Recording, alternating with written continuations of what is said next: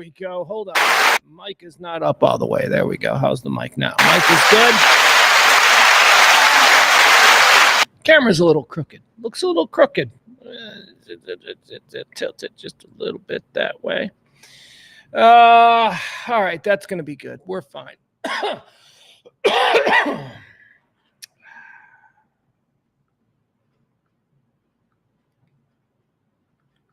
Kind of an inauspicious start to today's show, wouldn't you say? So let's do it again. All right, here we go in 3, 2, 1. Welcome in, everybody, to the Rant. I'm Pugs Moran, coming to you live from the Kelly Moore Memorial Studios in the beautiful E-Gallery in Dallas's fantastic design district. We do this every day. It's a rundown of current events, hot topics, trends, headlines, whatever it is that people are buzzing about. I try to give it to you here every day, starting around about noon o'clock. It's performed, this, yes, is a performance, as a stream of consciousness, which is essentially just whatever is next in my mind, I say it. If it's on deck, it comes out. I don't filter. I don't govern. None of that stuff. I got no breaks, no commercials. We don't play music. We don't stop for traffic. None of that stuff. This is talk radio, unfiltered, and completely unlike anything you're going to find anywhere else. Why? Because we're not political here. Because I don't give a shit about your politics. People, you've ruined talk radio in this country. Everybody, you can only, no, you can't listen to that show if you vote this way. I'm tired of it. So this is a show, a talk radio show, done every day for 3 years now.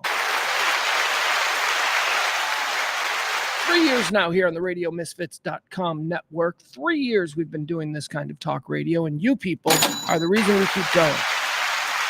Talk radio for normal people, we like to say. We've got a story about some non-normals today. It's a good example of who this show is for. I always like to say that this show is for a certain kind of person. There are 15% crazy people on the right, 15% crazy people on the left. That leaves 70 in the middle. That's 70% of Americans who are basically normal. They may not vote the same way, that's 70%, but they're normal and they can get along and everything is fine with them. It's the other 30% that ruins everything. Who are these 30%? Well, here's an example. If you've ever been kicked off an airplane and then gone viral screaming some nonsense, you're not allowed to listen to this show. If you've ever been arrested in a Target or a Walmart or a Kroger or wherever the fuck it is, if you've ever been arrested in one of these places embarrassing yourself, your family name, and your community, you're not allowed to listen to this show. And if you're one of those people who isn't invited to Thanksgiving anymore because nobody wants to put up with your bullshit, you are not allowed to listen to this show. This is talk radio for normal people. So come one, come all, spread the word. Also needs to be pointed out that we are in the middle right now. Not the middle, it's the start. It's the start, if we're being honest, of another pledge week. Let me direct your attention to the stream, that the scroll, I believe they call it. It's Pledge Week around here. We need to raise X amount of dollars by 1 week, by the end, 1 week from today. That's it. That's as far as we can go. Show is funded for 1 more week, so we need to raise $350, I think was the number. If we can get to that in a week, if I can earn $350 in a week from doing this show, we can continue. Now, one of the ways that we sweeten that pot is that we award the title of executive producer. Executive producer of the show is the person who was the biggest tipper on the day before. We've got a new executive producer today, don't we? Hold on, let me see. Yes, we do. There she is. Tracy D. Tracy D is our executive producer today because yesterday during the show, Tracy, she tipped first. Tipped biggest. Thank you so much. Appreciate that. All right, so I'm going to leave this up. This is how you do it. This is how you contribute. 1 week, we've got to get that number all the way down, and then we can all breathe a sigh of relief. And I can stop being a bullshit evangelical beggar for a little while. All right, that's how we do it around here. How does the show unfold? That's probably what you're wondering, although if you're not a new person, you're probably not wondering at all. 4 quarters. Break it down into 4 segments. The first one is This Day in History. We call that Antecedently on This Day. The quarter 2 is Birthdays. People born on this day. We talk about them. Are they cool or do they suck? Quarter 3 is Deads. People who died on this day. Historical figures, notable quotables, celebs. Where'd they go? That's the question we ask in quarter 3. When they died, they go to heaven or did they go to hell? And then quarter 4 is everything else. Quarter 4 is everything that we're talking about today. Everything, all the good talk radio topics that other talk radio stations simply will not get into because they have nothing to do with party politics. Let's say hi to the chat room. Hi, chat room. Hi, Jeff is here. We got the Sports Bras here. We got CC. We got Jen. We got Toronto. We got Mikey D. We got Cam here. Everybody's here. Where are you? Semi-sponsor of this daily rant is, of course, they're hard to open the cans. Probably bottled in some Eastern European. All right. Code Mix, ladies and gentlemen. Code Mix. They don't actually give any money to this show, but they do give us free product, and I sincerely love Code Mix. I think it's good. It's an organic partnership between me and Code Mix. I just found it. I drank it. I was like, this is weird stuff, and it tastes really good, so I started talking about it. And now all of a sudden we get Code Mix dropped off by the caseload here at the front door, and I'm not asking any questions. Once again, a new slogan for Code Mix. Code Mix. So tasty, it's probably going to kill you. All right, that's not a good one. That's not a good one. They're not all going to be good. I still think that, the strongest one is Code Mix. Buy it now before it's illegal. Something like that. Like you think you're living on the edge. Kids today, they don't care. They want to live on the edge.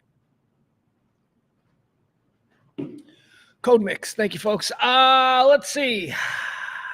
Look at that, Frank. Look at what advertising does. See that? Frank, he's in the chat room. He's like, Code Mix, I want drink. There you go.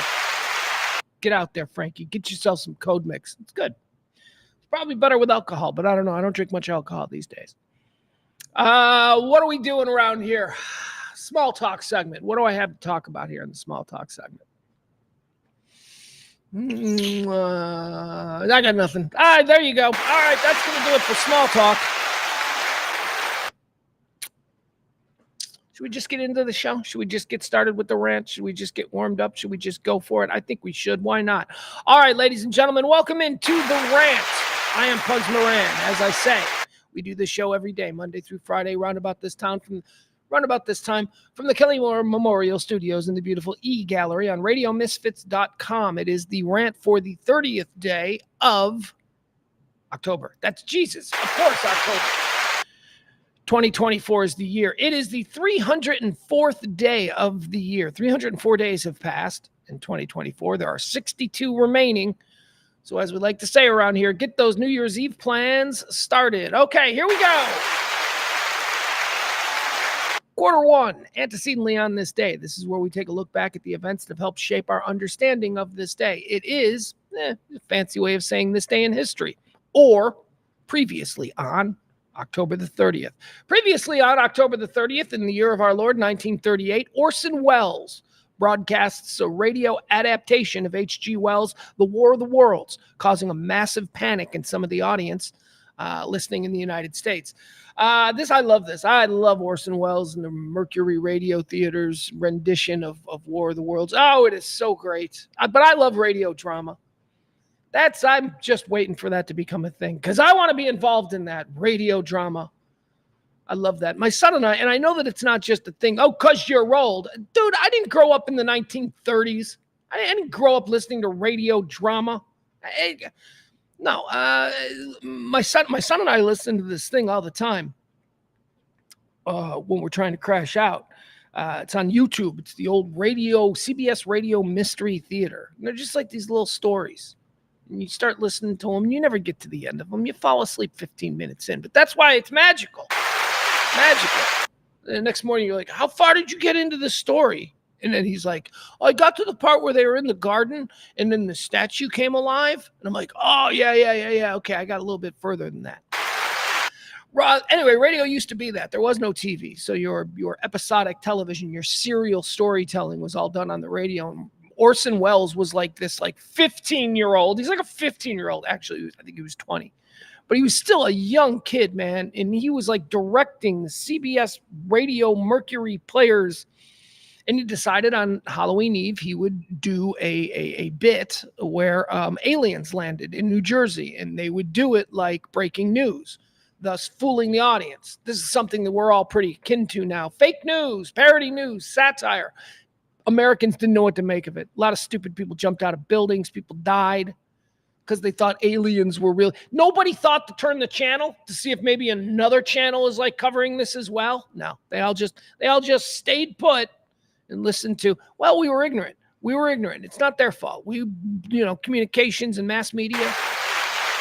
It's on this day, 1938, Orson Welles, War of the Worlds, on the Mercury Theater Players present Orson Welles' adaptation of H.G. Wells' War of the Worlds. There you go. It's a lot to say.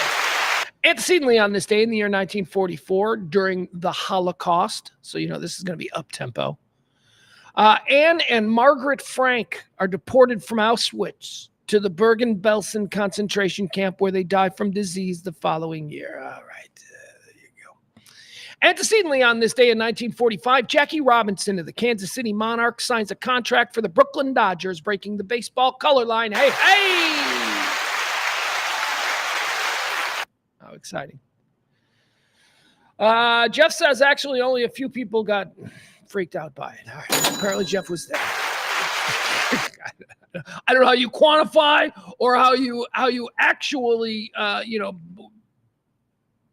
present facts about that. That's an opinion-based statement. It was an incredibly effective thing. How do I know this? Because it's 2024, Jeff, and we're still talking about it. So why are you being a pain in the ass? Actually, very few people were still talking about it. Had an impact, Jeff. We'll get to you, Jeff. Jeff out there in the Iowa cornfields. Got a story today about how Iowa didn't know how to do Halloween. Don't blame Jeff for this one.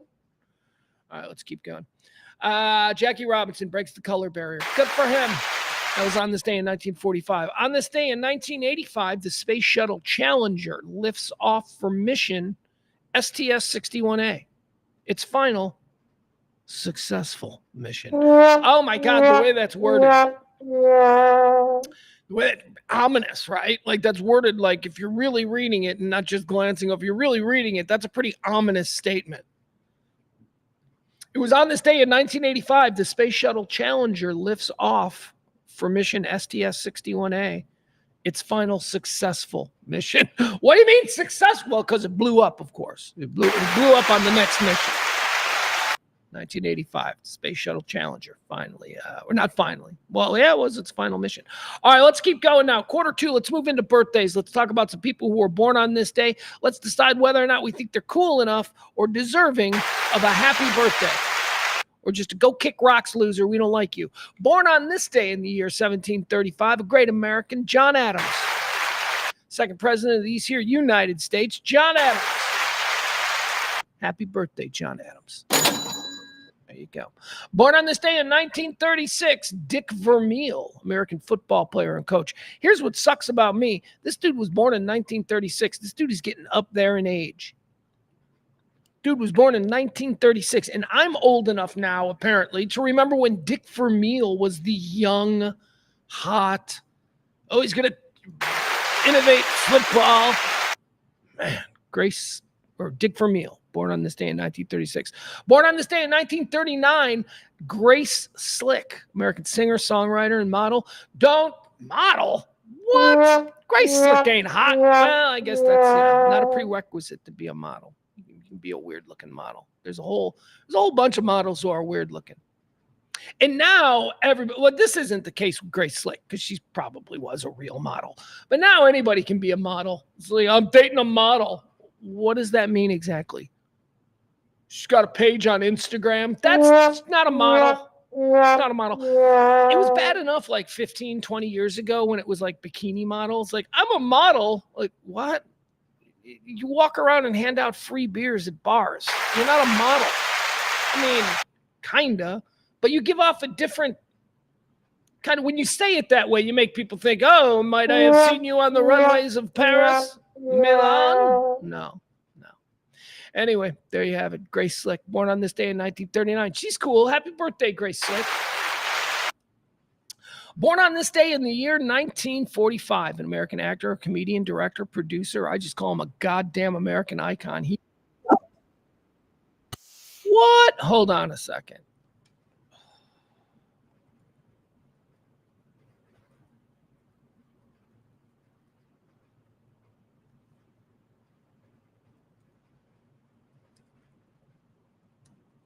Hold on. I did something wrong. Yeah, there it is. Okay, here we go. All right. Make sure we can see this right, because we got to show this. Because this dude is an icon. This dude is an icon.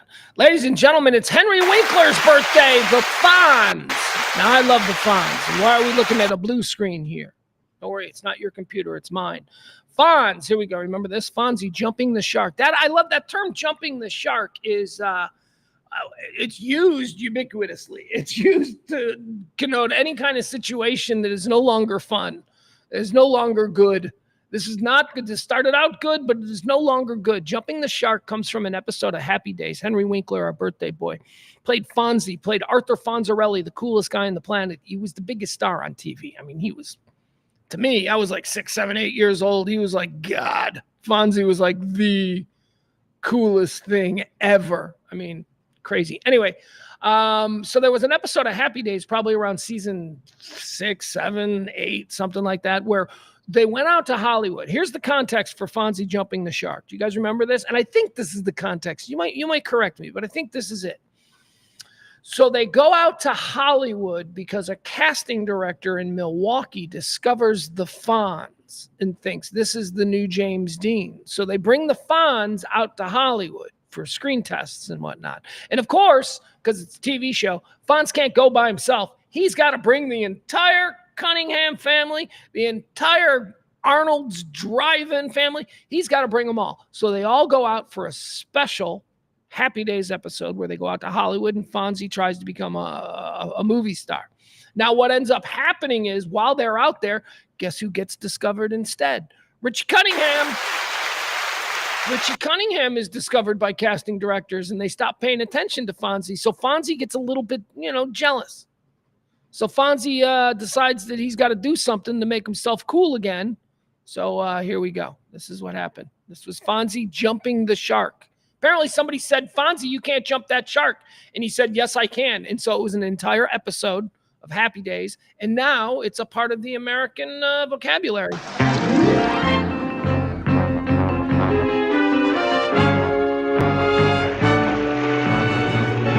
Okay, so first question. I get it. I get sharks. This is around the time of Jaws. We were all very afraid. I lived in the Midwest. I was very afraid of sharks unnecessarily.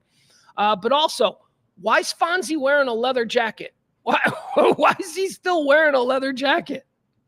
Isn't that salt water going to ruin that jacket? He's out there. He's skiing. He's going to jump a bunch of sharks. This shark right here. He's going to jump a shark, and he's wearing a leather jacket. There he goes.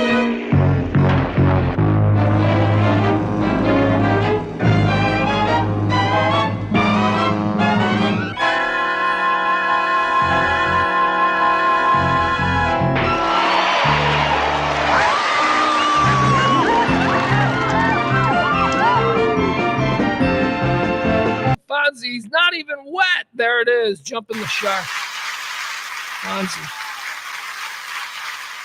Fonzie disappeared for a while. Henry Winkler disappeared for a while. After Happy Days, it's like, how do you go from being one of the most recognizable and famous people in America and around the globe to just suddenly, what's next? He fumbled around. Fonzie was such a cool character. It was such a well-defined character. We talk about people who get Gilligan. Fonzie might have gotten Gilligan to an extent.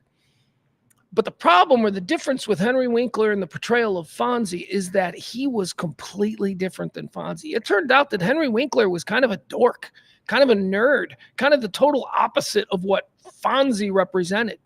So when he started doing movies, we started seeing him, like Night Shift, which I think is an incredibly funny film. One of my favorite comedy films of all time. Michael Keaton, Henry Winkler, of course, Shelley Long, directed by Ron Howard, Opie Cunningham. right? Richie Cunningham from Happy Days. So he casts Henry Winkler after Happy Days. He casts him in one of his earliest films, Night Shift. Great film. Then he kind of does nothing. It's like Henry Winkler does nothing for 20 years. Then he pops up once again. Ron Howard created the show Arrested Development. And once again, all of a sudden, Henry Winkler, he's playing Barry Suckercorn, the family attorney, who was so funny. And we're seeing Henry Winkler, nothing like the Fonz, just as this incredibly funny, bumbling, sexual deviant attorney for this family. He's very funny.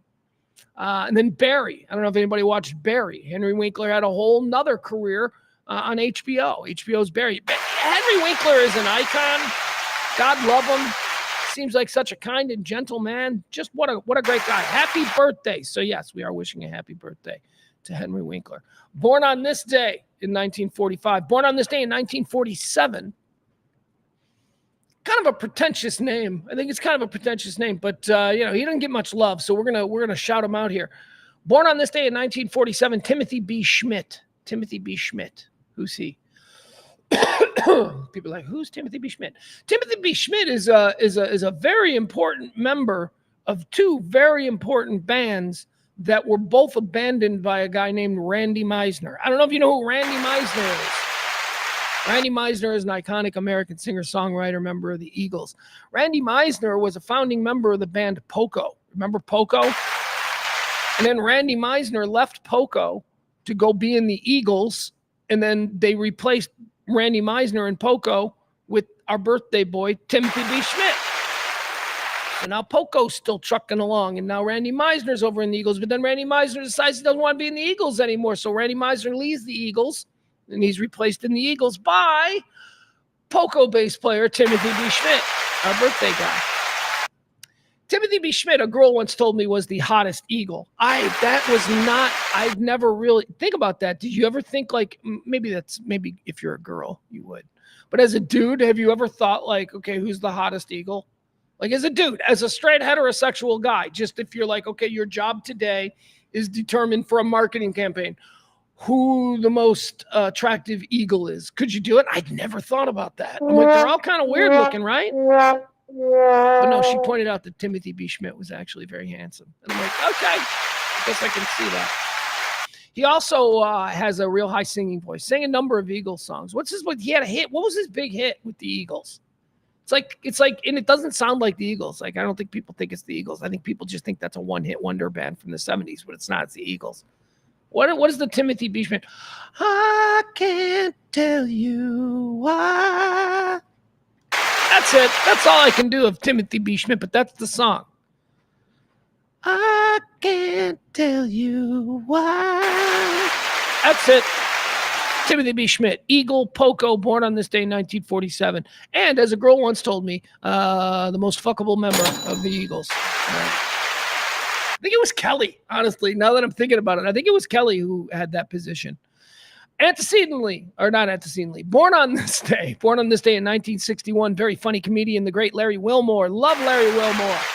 Happy birthday to you, Larry Wilmore. He used to have a show that was after The Daily Show. It was really good.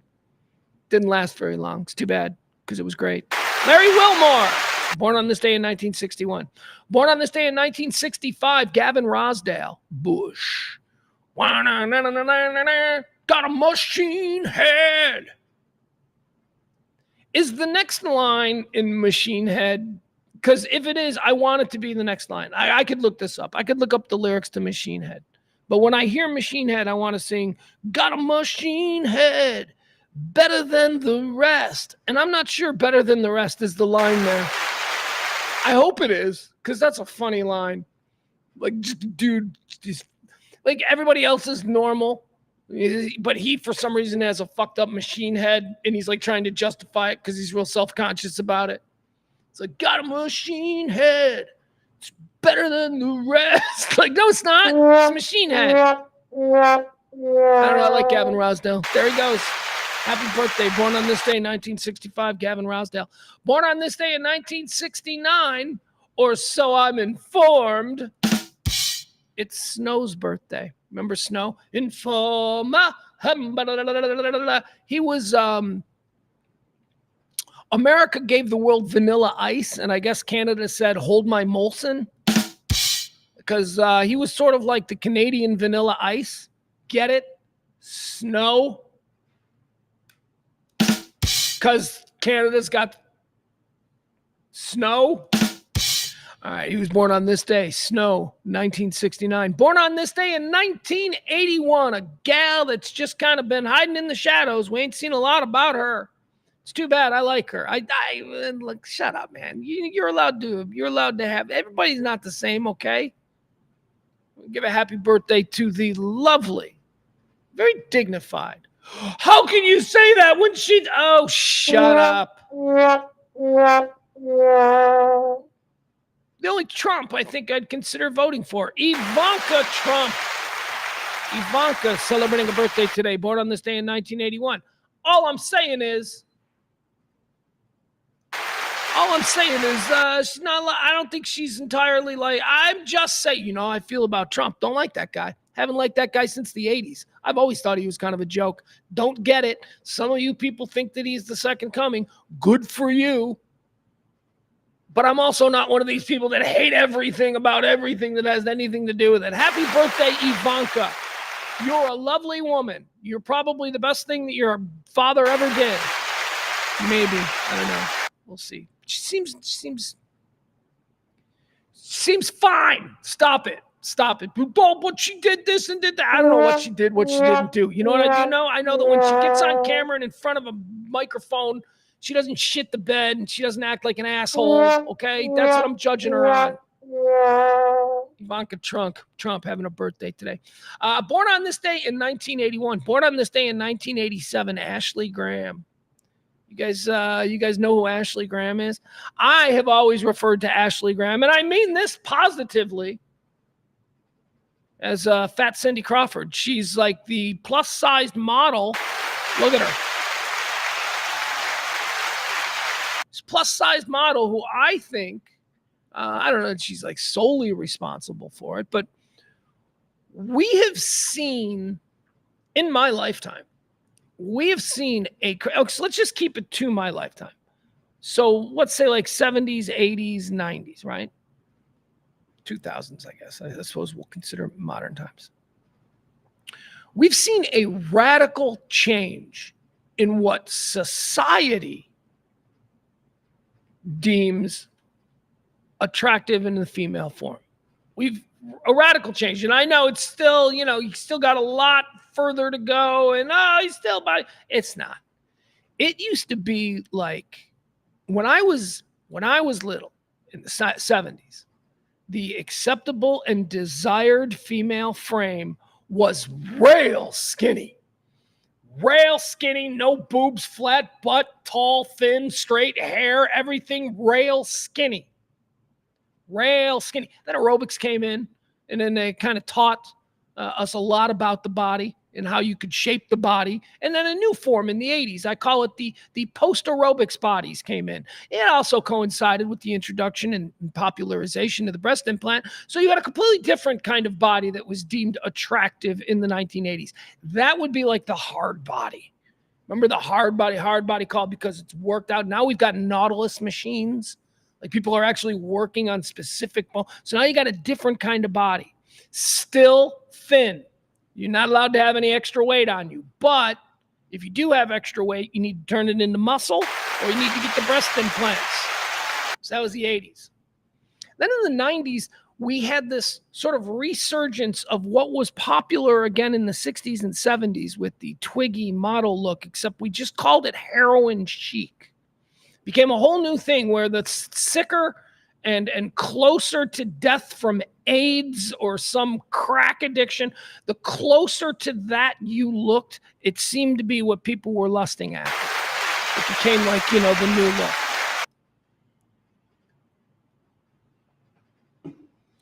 And it was dangerous because, a lot of dudes with daughters, man, I know guys with, I know at least, well, I shouldn't say at least. This is not the kind of thing that you go, well, I know at least. I should actually think about the individual. So I know one that I would comfortably say. I know of one friend who has a daughter who went through, she's older now, but went through eating disorder issues. And it's very scary. It's very serious. So this chick here, Ashley Graham, she kind of burst on the scene 10, 15 years ago. And if you remember, I remember talking about her 10, 15 years ago. And, a lot of the guys back in the guy talk, it was fat chicks. What, we're making fat chicks hot now? And I'm here to argue, I don't know that this chick, Ashley Graham, who's celebrating a birthday today, I don't know if she's a fat chick or not, but I do know this. She is hot as hell. That's why I call her the fat Cindy Crawford. Whether or not you think I mean fat pejoratively, that's entirely up to your interpretation, but you should probably be cautioned to measure your emotional response to that. Because this is all woman, man. Look at that. She looks amazing. Now that I'm not down with. That's a little bit much. That's a little bit much for a pregnant woman. But, all right, she looks good. See, this is just a pow. And my point is this. 15 years ago, when this woman first started being talked about, first started becoming famous, I don't love that dress on her. I think that's pushing it. Pow! Look at that, man. Like 15 years ago, when this woman would burst on the scene, she was fat. By today's standards, does anybody think that she's fat? She's amazing, Ashley Graham.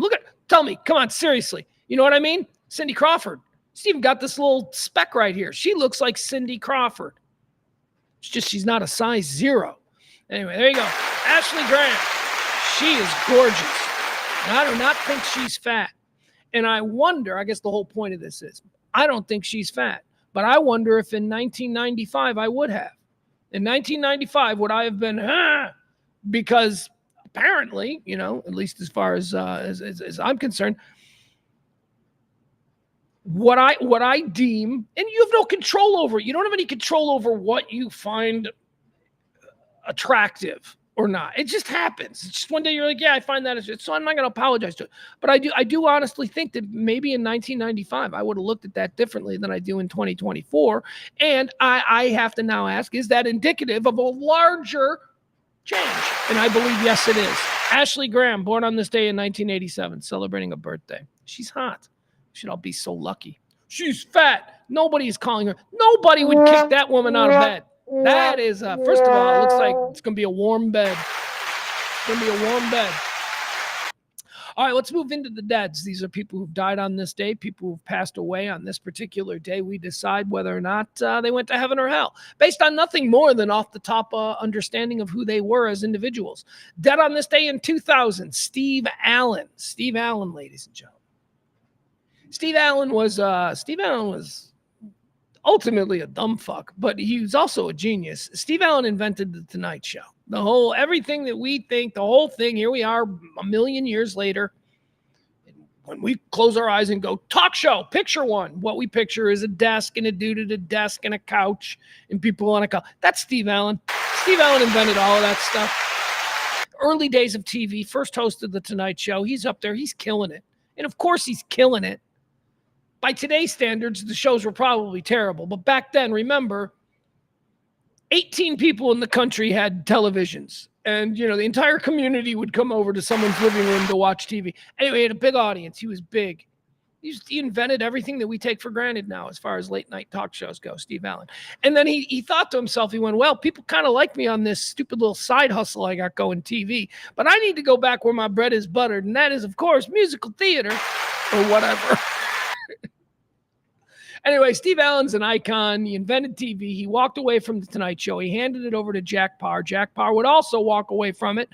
Johnny Carson would make it an institution. And on this day in 2000, Steve Allen died and probably went to hell. Why do I think he went to hell? Well, I just think that everybody involved in Hollywood back in the 1950s and 60s, by today's understanding of what is and isn't acceptable behavior, they'd all go to hell. Dead on this day in 2002, Jam Master Jay, American rapper and producer, a member of Run DMC. You can best believe Jam Master Jay's in hell.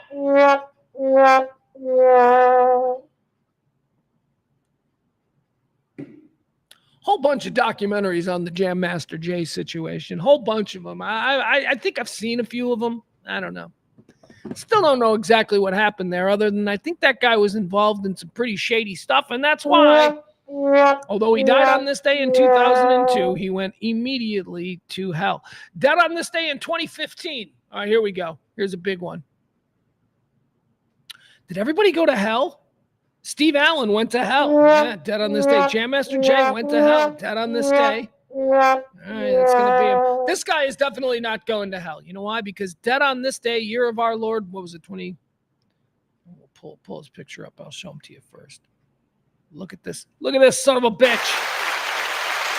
Look at him. Dead on this day in 2015, the great Al Malinaro. Murray the cop from The Odd Couple. Big Al from Happy Days. We were just talking about Happy Days. Happy Days with Jump the Shark. Big Al from Happy Days took over Arnold's Drive-In. Look at him. Look at him. Look at this son of a bitch. Tell me you don't want to just eat a hamburger from this guy. Tell me this ain't a guy that's going to make you feel, look at him. Look at the big nose. He's all ethnic looking. He's acceptably 1960s ethnic looking. It's like you're like, oh, he could play an Arab. He could play an Italian. He was Italian, obvious. He could play a Jewish guy. It's the nose. I'm just saying. That's how they cast back then. Look at him.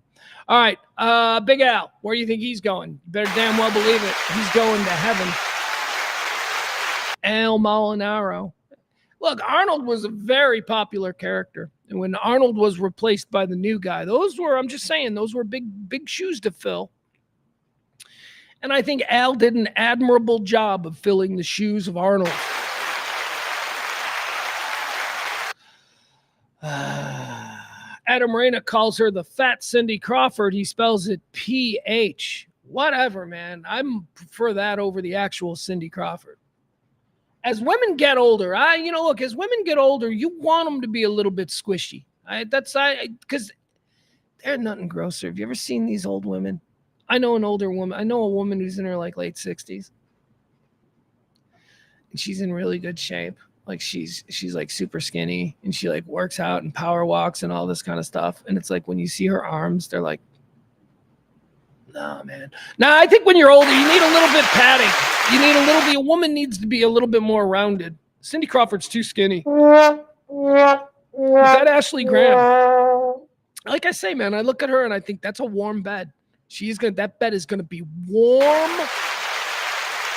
Extrapolate from that whatever you will. I just look at Ashley Graham and I think warm bed. All right, that's going to do it for the first 3 quarters of today's show. Once again, a reminder that we are in the middle of the pledge week here, so please support this show if you can.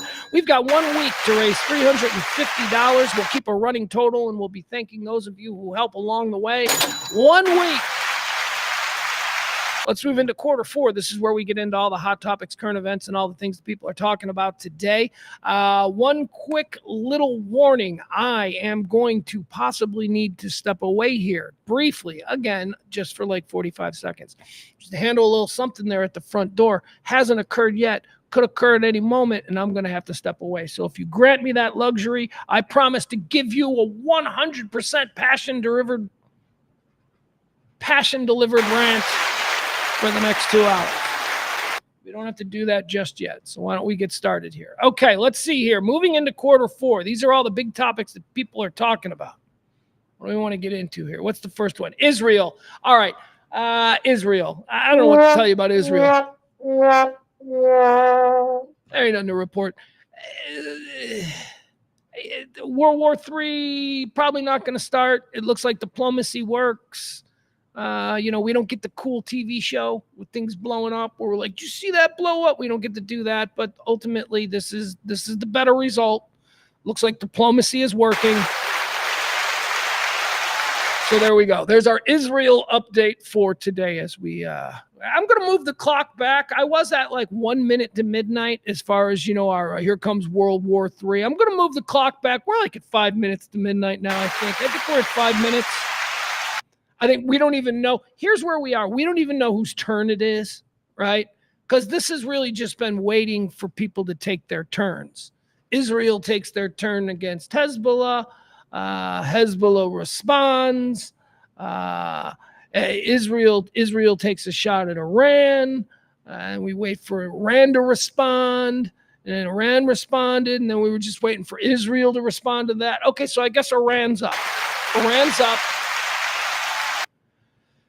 Follow that. There's more fun things to talk about today. There are more interesting conversations being had in these here great United States.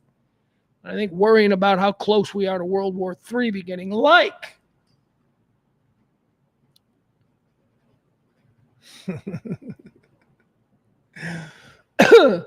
so for my MAGA friends, and I got a lot of MAGA friends. For my MAGA friends, what's the matter? What's the matter? You hurt? What, Biden get you? Biden zing you? Called you garbage. Biden called MAGA garbage. Biden called MAGA people garbage people, essentially. I'll give you the exact quote. That's basically what happened. Biden's like, he's all like half dead. And he's like, huh? What? The only garbage. It was like a bad joke, too. He's like, the only garbage that I see are the Trump supporters. Garbage. Like it was just like really awkward because he's not there anymore. He isn't. I don't think he's been there in 2-3 years. But so Biden calls all the Trump supporters garbage. He's like, yeah, garbage. And I don't want to go off half-cocked. What's the problem? Well, what's the problem with that? He called you garbage. Are you hurt? Did he hurt your feelings? Are y'all snowflaking? Are y'all? Because you motherfuckers have been calling this cadaver of a president like, Brandon and all that shit. Fuck Joe Biden. You've been doing this shit to him. You're surprised that he's like, hey, fuck you? First of all, I don't get that. I don't get the whole thing, the faux outrage. It's really just the media. It's the media who are stoking this up. There isn't one Trump supporter who heard that clip from Biden yesterday and went, what? What did the president of the United States say about me, an American citizen? What did he say? Not one fucking MAGA person had that response. You know who did? The people on the news. We have sunk to new lows with the president of the... Oh, shut the fuck up and stop it. This is big boy time. Trump talks shit all the time, for fuck's sake. First of all, weak ass burn. Okay, Biden? First of all, it's not even a good line. It's a stupid line to begin with. But what is the process? I don't get the response. I don't get the faux outrage. I don't get people upset. The president called me garbage because I support Trump. Yeah, you're fucking garbage, man. You've been talking shit to this guy, Biden, for years. You think he's just going to be like, I'm Jesus, I love everybody. No, fuck that. He hates you people. Of course he does. You people have been fucking mean to him. What do you think the natural human response to that should be? Now, we would want that to not affect the way he governs, and I don't think it has, regardless of everybody going, FEMA ignored North Carolina. No, they didn't. Shut the fuck up. The governor of North Carolina is even like, everything's fine. But I don't think he'd do that. But he has every right as a human being to be like, yeah, fuck those people. Those people have said horrible, horrible things about me. Horrible. And now I fire off one fucking half-dead one-liner, and he must apologize. See, this goes back to that bullshit. This is where Hillary Clinton lost any respect out of me. Any respect that I may have had for her was totally gone after the deplorables thing. Because I got to tell you, a lot of the people back then, this is, I'm not a Trump guy, never been a Trump guy, but I looked at a lot of those people that Hillary Clinton called deplorables, and I went, yeah, fuck those people. Those people suck. Those people are terrible. They don't know nothing. Those people do suck. And I lost all respect for her because, remember in the blowback of that, how can a candidate refer to the citizens of this great country that is terrible and we're going to make it good again, but right now it sucks? How can she speak to the citizens of this great nation in that way? And Hillary Clinton and all of her people, they fumbled and they were, we're so sorry. We didn't mean it. Fuck you. Double down. Double down and say, no, you know what? If this is what you believe, you suck. You are a deplorable person. That's what she should have said, but she didn't. She tried to have it both ways, and she was revealed to be a bullshit politician just like the rest of these people. Trump wins because he doesn't cotton to any of that bullshit. He doubles down, he triples down, he stays with it. He understands all his crowd wants is for him to keep spoon feeding them all of these things. You know, they carry double down. He's not going to apologize. They see that as weakness. All right. So Biden goes, the garbage. And now all of a sudden, and I like how Biden's like just laughing about it too. He's like, yeah, fuck you people. I'm going to apologize. Biden's like, I don't even know where I am half the time. You think I'm going to apologize for something I said last night? Ain't going to happen. You people forced me out. Whatever. Now this is good though, because we want to see Dana Carvey's Joe Biden on Saturday Night Live, right? Gotta see that. All right, let's see here. Let's see. Do we have it? Well, I guess after all that, I should probably show you this, right? Yeah, why not? Here you go. Here he is. He doesn't even know. He's like in a Zoom call. I'm surprised he didn't pull his dick out. Here he is. All right, let's go, Joe. Let's hear it. Or Puerto Rico, where I'm in my home state of Delaware, they're good, decent, honorable people.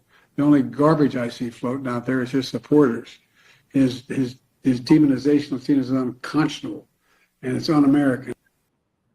He didn't even pause for the laugh break. He moved right on to the next thing. The only garbage I see out there are his supporters, and I'm telling you, I promise you, a bunch of his supporters in our chat room.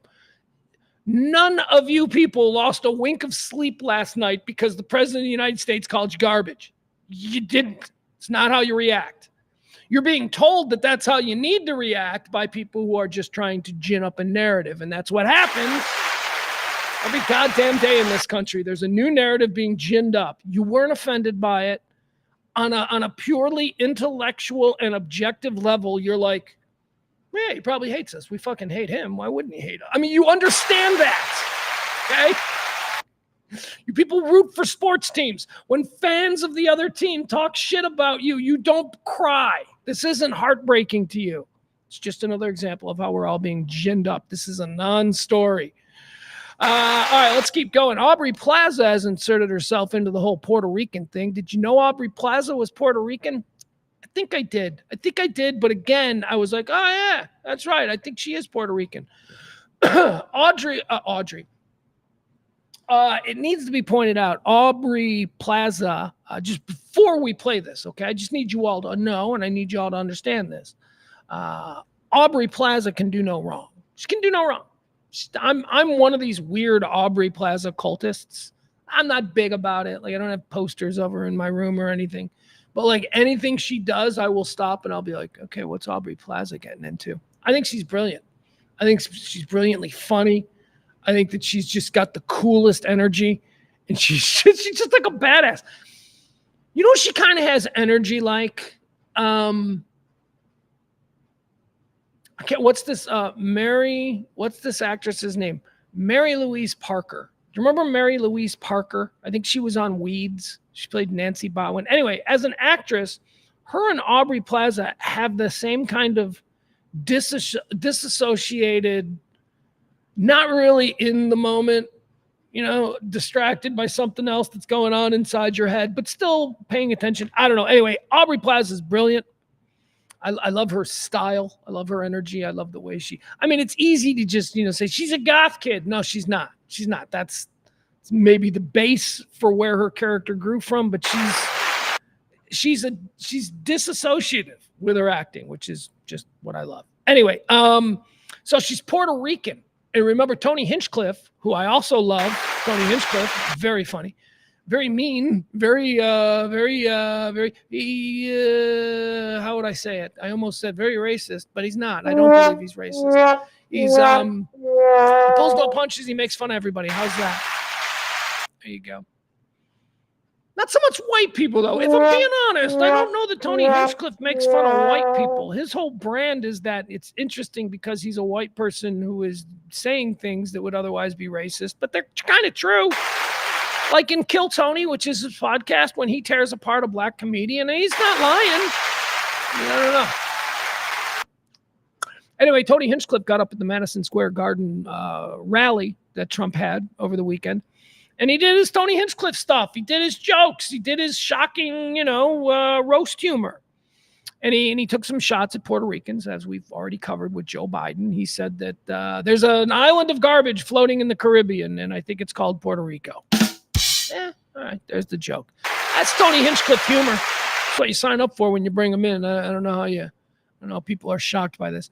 Aubrey Plaza, who now, I'm just going to say it, America's #1 Puerto Rican. Why not? Let's let her have that. She was speaking to the Wall Street Journal yesterday. Here, let me see if I can pull this up. Do I have it? Was this Wall Street Journal? Maybe it was. New York Times, whatever. She name checks it in this thing, so we'll find out. But Aubrey Plaza giving a speech yesterday, speaks as a Puerto Rican woman in America. She has a message for Tony Hinchcliffe.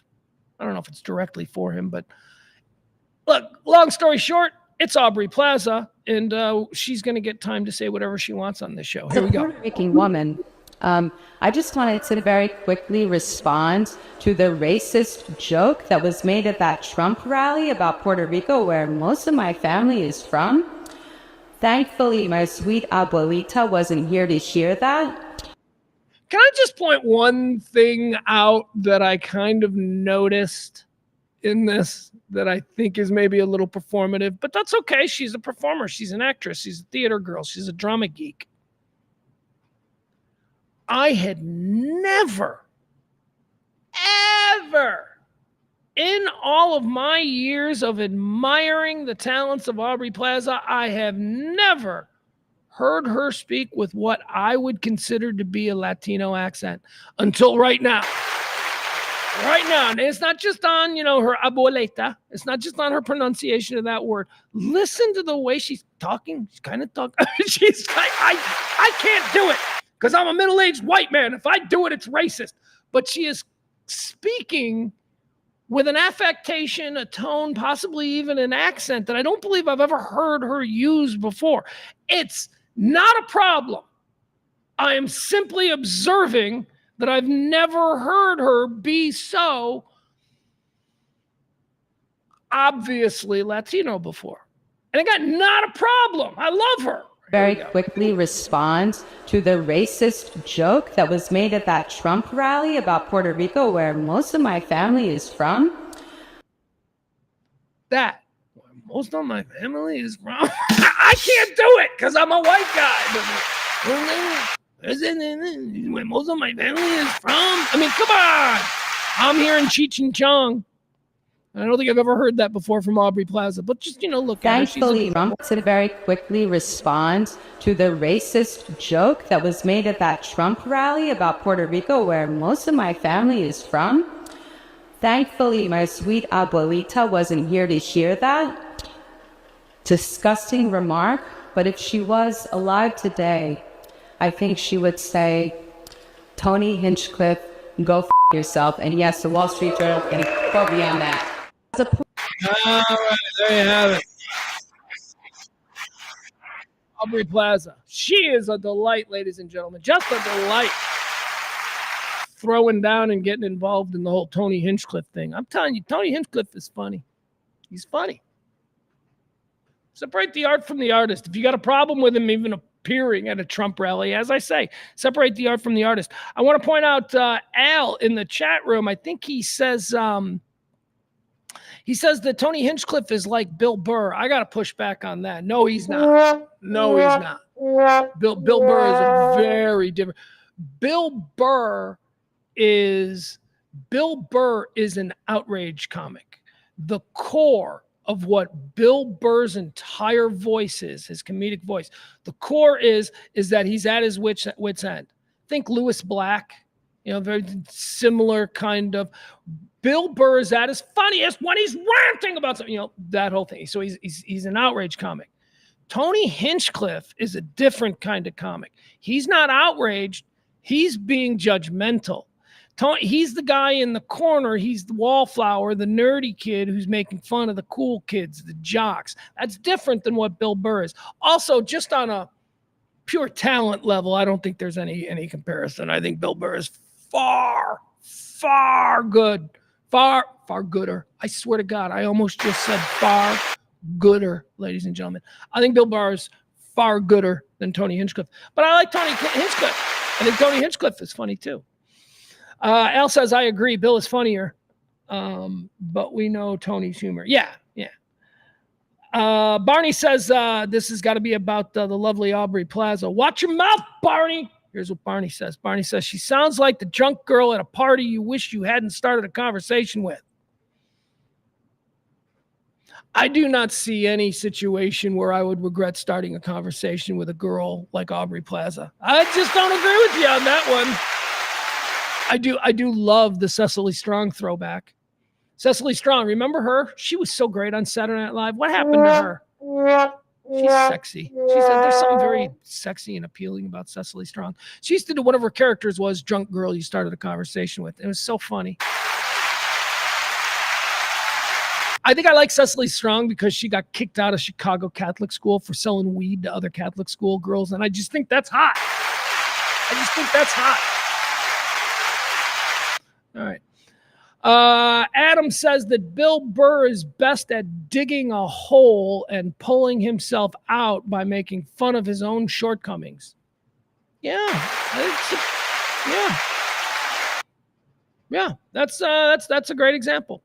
All right, let's keep going here. Let me see here. What else do we have? So we talked about why Aubrey Plaza is trending. We talked about Biden calling people garbage.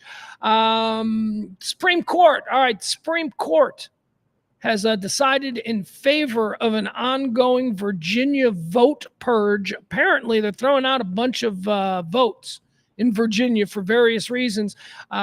They've tried to stop this from happening, so it went all the way to the Supreme Court, and the Supreme Court has said, nope, they can keep purging. Supreme Court's conservative justices allow Virginia to resume its purge of voter registrations. The Supreme Court conservative majority on Wednesday allowed Virginia to resume its purge of voter registrations that the state says is aimed at stopping people who are not U.S. citizens from voting.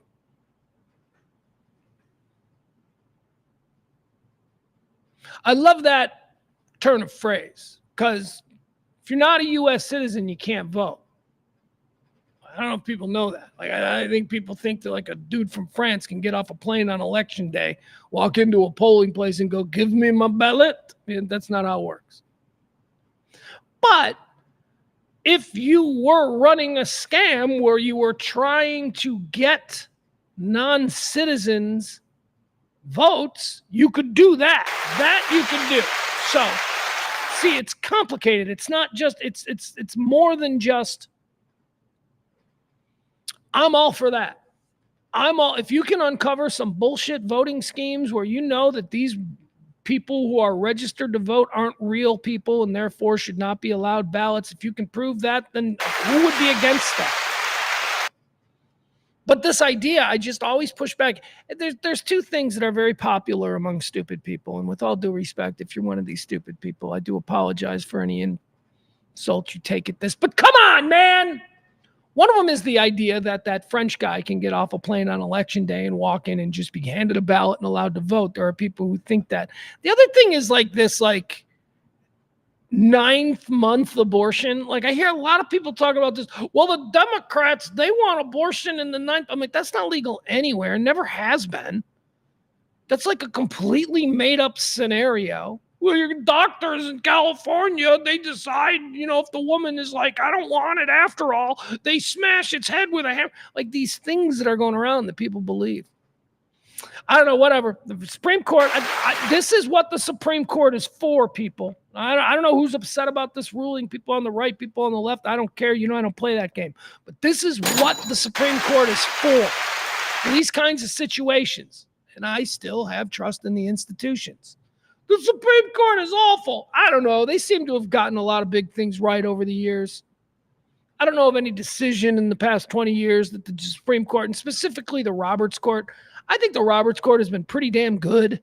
when you consider all the big landmark decisions that they've made. The Roe versus people. Look, people are going to be on both sides or one side or the other on a lot of them, but I think they're very strong decisions that were made by wise and considered individuals that were, done in the best interest of not this country today, but in this country's best interest for 100 years from now. I still trust that. I'm a sucker. I guess I need to watch more Newsmax or whatever. Anyway, that's what's going on in Virginia. So the purging of what are believed to be phony votes can continue, according to the Supreme Court of the United States. Paul Pelosi's attacker. Remember this? This is where a lot of you people. So here's the thing. So y'all got upset with Joe Biden calling you garbage. Okay.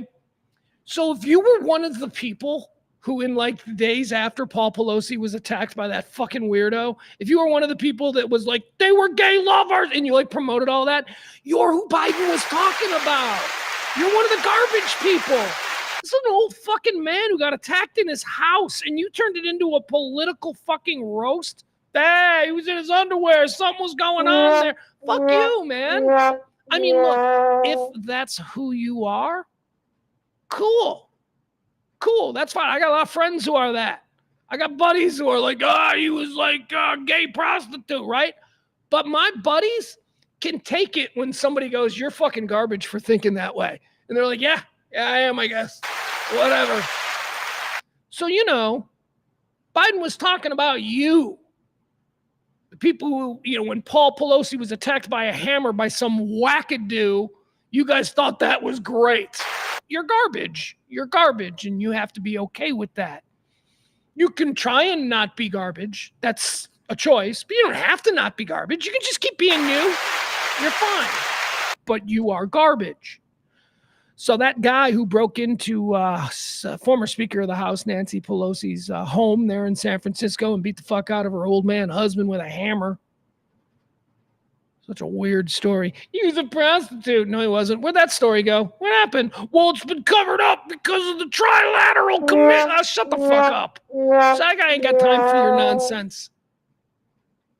This is a fucking crazy political lunatic with a long history of being a political lunatic who was ginned up by the narrative in this country to kick in the door of Nancy Pelosi's house looking to kill people. That's the long and the fucking short of it. And that guy is now going to prison for life, and rightfully so. Where I hope he can get the goddamn care that he deserves, because that's not a normal human being. That is a human being who he needs to sit down. Very least needs to talk to somebody for an hour a week. I don't care if we're keeping him locked up in a fucking veal cage or whatever. Once a week, that dude's going to need to talk to somebody, because we need to figure out that's not a normal guy. That is a crazy person who was ginned up by the madness of the era that we live in. Fucking nutball. Anyway, California, they're putting him in jail forever. Yeah, well, that's what they said about the Menendezes, and, I think we understand that they're probably going to be walking here soon. A bunch of newspapers, we talked about this, a bunch of newspapers are deciding not to endorse this time around. There are, of course, the Washington Post made the biggest news when after 100 billion years of the Washington Post being the Washington Post's whole moniker, their whole brand is democracy dies in darkness. It says it right there on their masthead. And they're run by Jeff Bezos. And they are, for the first time in forever ever, not going to endorse a presidential candidate. The LA Times has also followed suit. They're not going to endorse a presidential candidate. Now, a lot of people, and I happen to be on this side, a lot of people are Bezos doesn't want to fuck with Trump. Bezos is look, man, I need to be able to work with whoever the hell slides in here next. I know I'm going to be able to work with Kamala.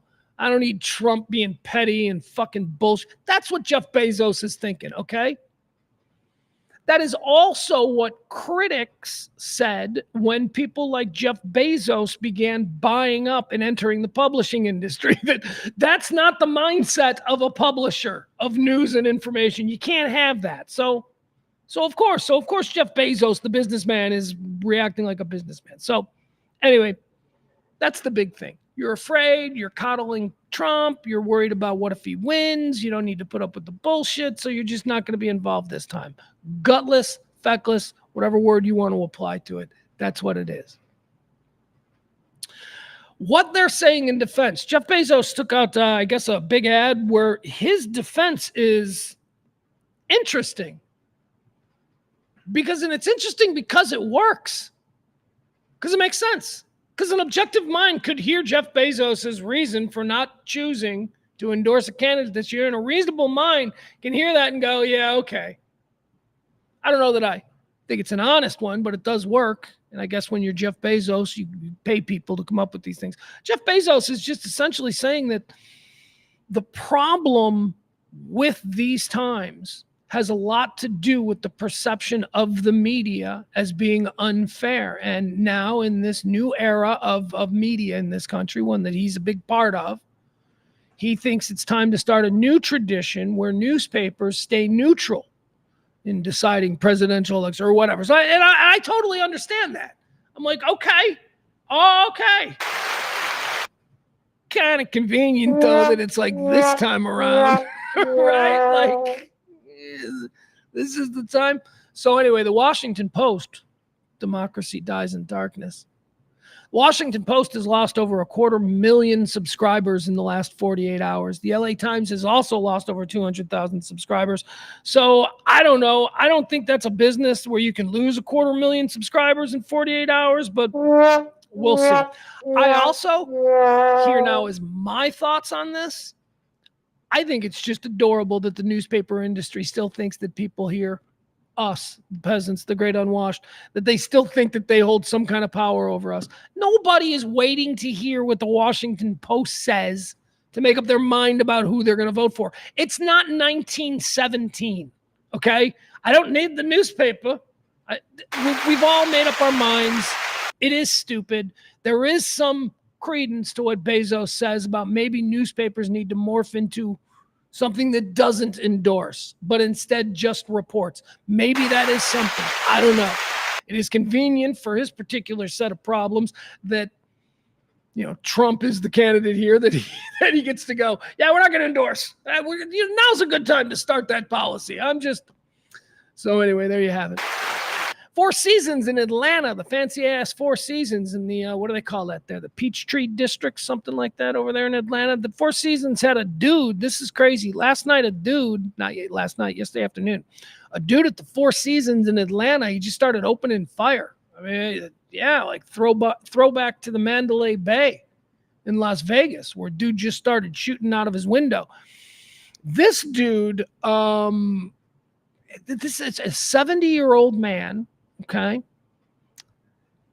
He wasn't staying at the Four Seasons Hotel. He was living at a condo at the Four Seasons, which means this dude had money. This is a 70-year-old rich guy living in a condo at the Four Seasons. We don't know what happened. He went a little bit nuts. It began with him throwing shit out of his window. Then he donned a Halloween mask. Then he saw some people filming him across the way. There were people across the way in another building, and they were filming what this guy was doing, throwing stuff out of his window, off his balcony, and all that stuff. So he left, and he reemerged with a gun, and he started shooting at the people who were filming him doing this other crazy stuff. Anyway, here we go. We got video of this. Let's take a look at it. This is the guy. Is this the actual video? I think this might be. Show it to me, baby. Come on. Yeah, no. No. That ain't it. For fuck's sake. All right. After all of that, what? Now we ain't got it? What's this? Oh, maybe we'll get it here. This is from the Daily Mail. Hold on. It's good video, too. I copy and pasted the wrong link. That was me. I did it. Hold on. A suspected gunman was arrested after terrifying footage captured the moment he opened fire from a high-rise balcony during a mental health crisis at Atlanta's luxury Four Seasons Hotel and condominiums. The gunman, J. Stephen Berger, 70, was seen with blood across his face as he was taken into custody on a stretcher. Shot a cop, only one victim. Cop got shot. You gotta be kidding me. Hold on, where's the video? Video's pretty good. Well, here, first of all, I'll show you the guy. Boom. There he is. All right. So there's the guy. Look at him. I think he's got a Hitler mustache. Is that a Hitler mustache? Looks like this dude's got a Hitler mustache. Anyway, that was my observation yesterday. First thing I thought. He looks like he himself got shot. Maybe that's glass or something like. Oh, are you fucking kidding me? Show me the video. I want to see the video where he starts shooting at people. We got more pictures here. Hold on. Gotta wait for all these pop-ups. All right, so there, this picture here, he's in the middle. That's the window. He's like waving. He's throwing shit off there. Really wish we had the video. Don't have the video. Had the video yesterday. So here he is throwing. Okay, so here it is. He's throwing a chair. Show me the video. I hate these British tabloids. They're no good. What's this? Well, let's watch this video. They're going to make us watch a commercial, I'm sure.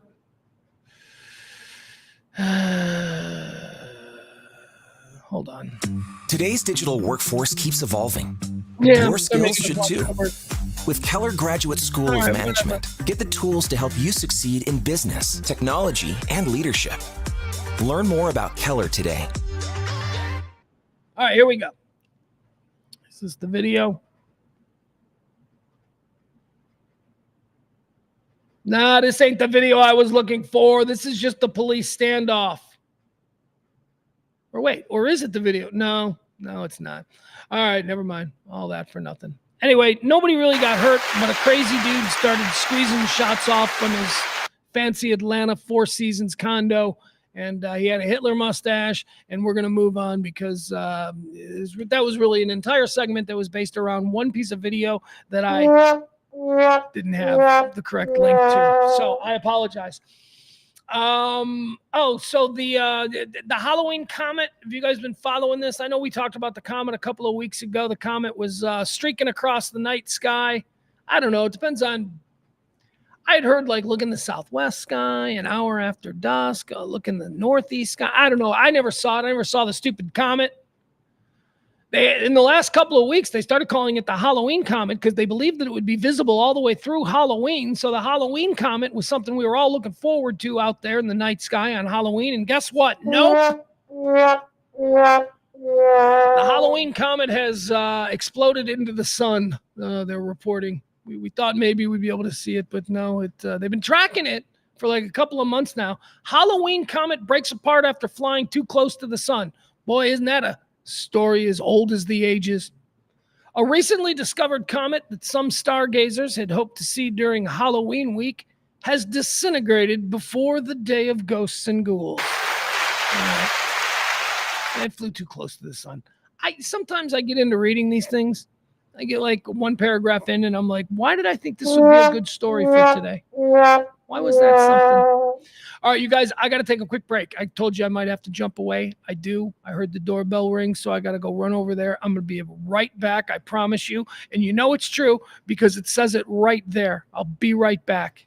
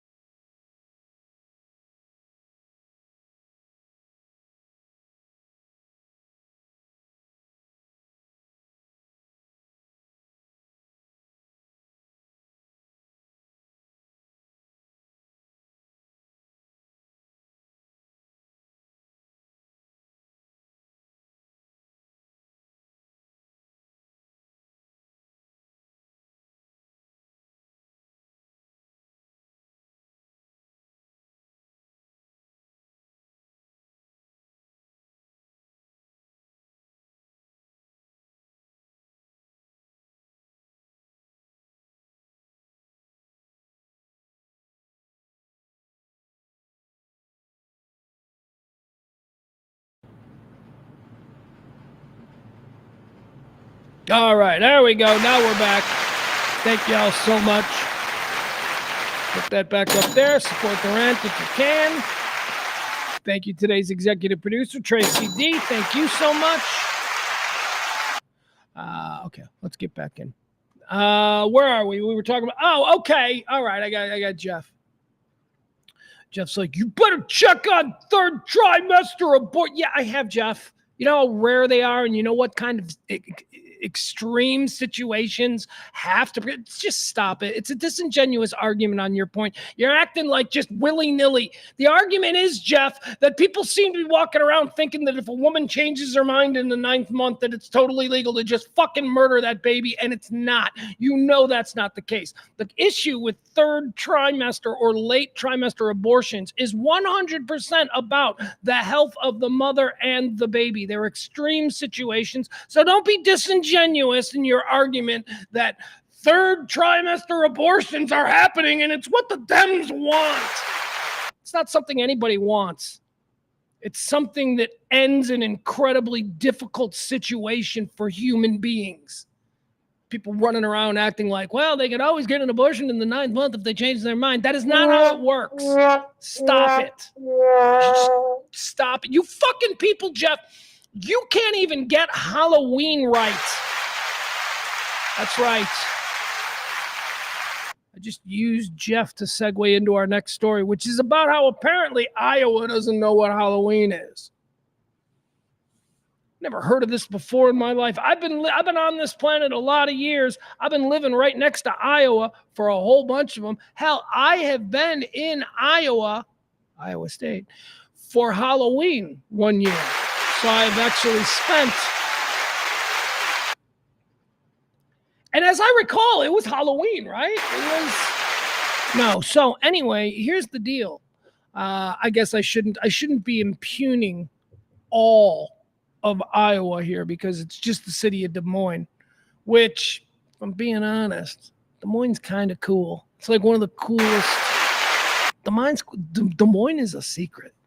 I'm telling you, people. Des Moines, Iowa is a secret. Anyway, point is this. Des Moines, Iowa has never had Halloween trick-or-treating on Halloween since like 1938. Yeah, they didn't want to do it. They were like, yeah, I don't know what the deal was. Probably some 1938 Karen or some shit. I'm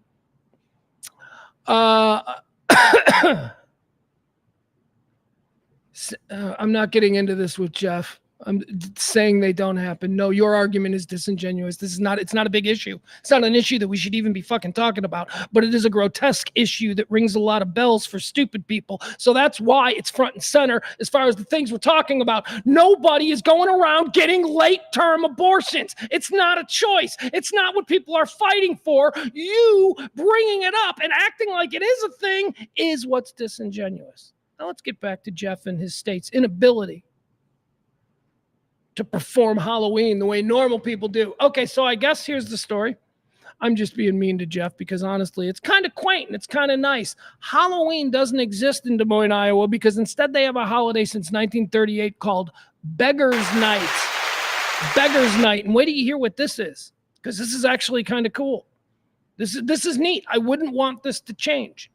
In a first since 1938, Des Moines, Iowa, kids in Des Moines, Iowa, will trick-or-treat on Halloween. Des Moines, Iowa, for the first time since 1938, children in Des Moines will go trick-or-treating actually on Halloween. Going door-to-door for candy on All Hallows Eve has long been commonplace throughout the country, but not in Des Moines, Iowa, where the state's capital city took a different approach more than 7 decades ago in hopes of tamping down on hooliganism. Halloween hooliganism. Now, I can't speak to what it was like in 1937. Had to have been pretty bad because in 1938 in Des Moines, they went, we ain't doing that again. So whatever happened in Des Moines, Iowa, Halloween Eve of 1937, I don't know that that's representative of Halloween. Halloween has this reputation as like, devil's. I've never Have you ever been involved in anything bad on Halloween that you did because it was Halloween? I mean, I've done bad shit on Halloween, but it's not because it was Halloween. It's because if it was just Friday, I'd have been doing that bad shit. I don't. But like this Hollywood idea of like everybody TPs houses on Halloween and, people get their undies grungy. I don't remember any of that. I don't know. I think that's all a fabrication. However, once again, in 1937 in Des Moines, Iowa, apparently some shit went down because in 1938, the people in Des Moines said, we ain't doing that again. And they started something called Beggar's Night. Going door to door for candy on All Hallows Eve has always been commonplace, but Des Moines took a different approach more than 7 decades ago. Instead of that, Des Moines children don their costumes. All right, that's good. You still got costumes involved. Big part of the whole celebration. Got to have costumes. Very good. So kids in Des Moines still get costumes on Beggar's Night. And typically the day before Halloween. And besides screaming trick or treat, children in Des Moines, Iowa are expected, here you go, this is what I like, are expected to tell a joke before receiving a treat. That's it. Come on. That's where it gets fun. Come on. Handing out candy, every kid's got a joke.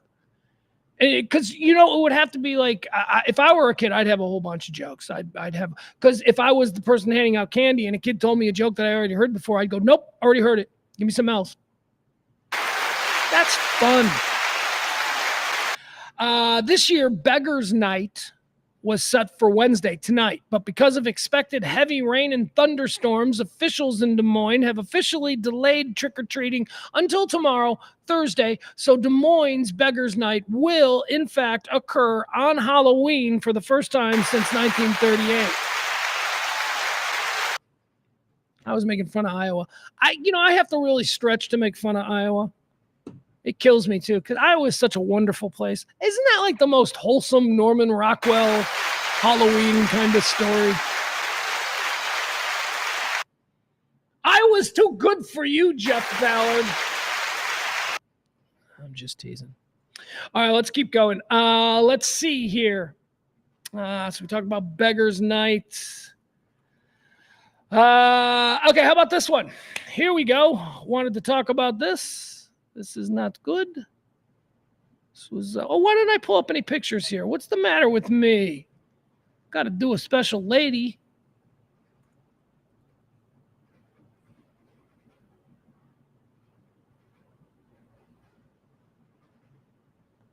Yeah, find the right one. Because there's right. You got to have the right. This is pretty good. That's a pretty good one. All right. All right, here we go. Another big story here. You guys, Terry Garr is dead. Terry Garr is dead. Terry fucking Garr is dead. Got to be honest, probably haven't given Terry Garr a thought in 20 years. I don't know. The last time I watched Close Encounters with my kid. So, where did Terry Garr go? Terry Garr, I don't know if you people, what's the cutoff on Terry Garr appreciation? It's got to be Gen X, right? Okay, I don't know that millennials really understood how everywhere Terry Garr was for about 15 years. Between what, like 77 and like the early 90s, right? She was like everywhere. She dominated the 80s. She was everywhere. Everybody loved Terry Garr. Terry Garr in Close Encounters. Terry Garr in Tootsie. I don't know if she was in that. Terry Garr in a million Terry Garr movies is my point. You know what? Fuck that. We're doing a Terry Garr draft. That's right. Terry Garr died. We need more pictures. Cute. She looks so cute. You know what she was? She had like this magic. She was in this sweet spot. I'm a big fat narcissistic middle-aged white man, and I'm quite confident when I sit here and I judge the physical attractiveness of women. You would think I might have some, self-awareness about maybe keeping my mouth shut, but I don't. It's part of my cocky charm. So we're going to talk a little bit about Terry Garr. Never really saw her. And this is part of the allure of her. I never saw her as a sexual being. Like I saw Bo Derek in a certain way. I saw Farrah Fawcett and Jacqueline Smith in a certain way. I did not see Terry Garr in that way. You know who else I didn't see in that way? You know who Terry Garr was very much like? You know who I would say was Terry Garr's main competition back in this time? Goldie Hawn, right? Right? Goldie Hawn. Terry Garr, Goldie Hawn. I don't know that Terry Garr was ever the A-lister that Goldie Hawn was. But man, Terry Garr was good and everything. Look at her right there. Look at her. She is just pretty enough to be the best looking girl you ever dated. And yet, by Hollywood standards, she's the homely friend, right? That's who she is. This is, ladies and gentlemen, by 1970s, this is the unfuckable friend from 70s Hollywood. That's what the unfuckable friend looked like. Look at her right there. Oh, look at her. She was so sweet. She's had this, look at those eyes. Oh, well, age. There you go. Still though, Terry Garr. All right. She had some incredible moments over the years with David Letterman. She used to, people forget about that. They had, for about a 10-year period, Terry Garr and David Letterman had this kind of flirtation. Let me see if there's any of that. That might be something fun to watch here. Let's see if there's like best of Terry Garr, David Letterman. There was like this flirtation for years, and people were like, are they fucking? Are they doing it? Is there a thing between Garr and Letterman?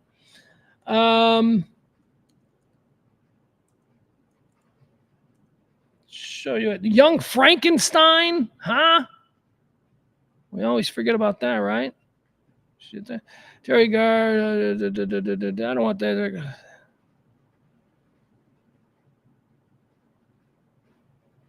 Holy crap! She's been on David Letterman so much. There are.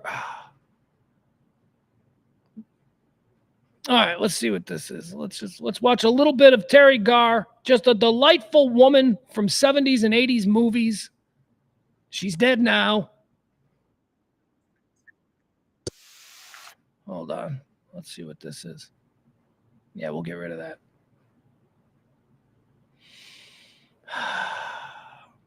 All right, let's watch a little bit of Terry Garr and how charming and delightful she was. There'll be plenty of surprises when David Letterman comes to CBS, but we can probably expect plenty of appearances by Terry Garr. Now, recently I asked her why she and Dave have this mutual admiration thing. I have great respect for David Letterman because he's an artist in his own way, and he's a very talented and smart guy. And he works his butt off, you know? He works very hard. Well, you know, some people, Letterman throws people sometimes on the show, but he never has thrown you. Not literally, but I mean in a figurative. But he tries to, doesn't he? Yes, he does. I think he does too. People tell me that. They say, God, he's so hard on you. I go, well, I didn't notice that. I don't notice it. We just have a conversation. But then it isn't just a conversation, is it? No. It's something else. But you know, I'll tell you why I admire him too, is that he really has guts to stand up for himself. Because look at this situation. I'm not saying anything bad about any particular networks or anything, but here, NBC had him for so long, and they said, no, you're not getting this Tonight Show spot. We're giving it to someone else, and we're just going to leave you right in there, and you're trapped as a... All right, so I want to point something out here, and I sort of alluded to it. I thought this was going to be a compilation of her on the David Letterman show because she was such an amazing guest. They had such killer chemistry together. It's not, but it's sort of... This is how, see, David Letterman wasn't romantically ever linked to anyone for years and years. Meryl Marco a little bit in the beginning, but he wasn't. So people just sort of, I think, assumed that David Letterman and Terry Garr were like some kind of an item just because of the way they interacted. And look at this interview. They are interviewing Terry Garr about David Letterman's move to CBS. They are interviewing Terry Garr like she's his wife. They're talking to her like, I mean, it's just crazy. Anyway, hopefully in a second here, I'm going to give it a couple of more seconds and then maybe we'll see a little bit of that Terry Garr, David Letterman energy. Prisoner in that time slot. And he had to have the guts to say, no, I'm not. I'm going to move on. And I mean, that takes guts. You really have to be strong to do that. And then when he did it, they said, well, we're just going to make this really hard on you. You can't take any characters that you created. You can't have anything that you did on our show. Anything you did in our building, you can't take with you, and you leave your clothes there, too. I heard that. You can't take any of his clothes. Well, I mean, that's, so they're being a little bit 8th grade about it all. When you walked out that first time to sit in that guest chair, what was going through your mind? Do you remember? Well, I think I was very nervous. Although I had done a show before with him, and not his show, a show when he was on the radio in Indianapolis, and I was promoting, Young Frankenstein, and I drove through there, and I met this guy out in a radio station, and so then when he did that show, I said, do you remember me? Do you remember me? I was the guy that asked you what kind of car you had. I said, yeah, I remember. He even sent me the tape of the show that we did. So I thought I wasn't nervous. I was much. All right, we're going to fast forward a little bit here. I want to see her with Dave. I don't need any more of this, them talking about it. What the fuck? Okay, here we go. All right. But then what for? I don't care. I mean, it's not what I do, really. Yeah. I just like it. I shouldn't do it so much.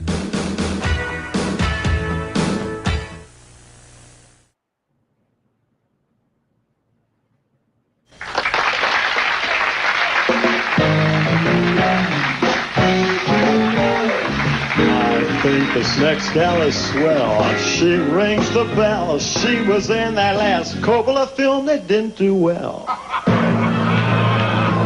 Ladies and gentlemen, Miss Terry Garr.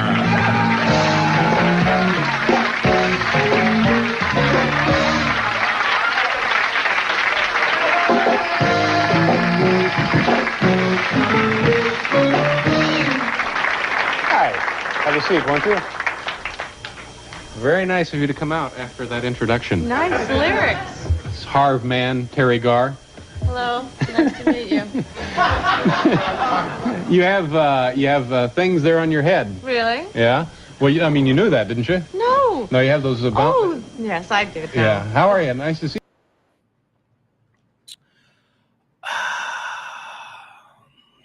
I got to interject here. We're talking about Terry Garr, who passed away yesterday at the age of like 1 million. She was much older than I thought she was.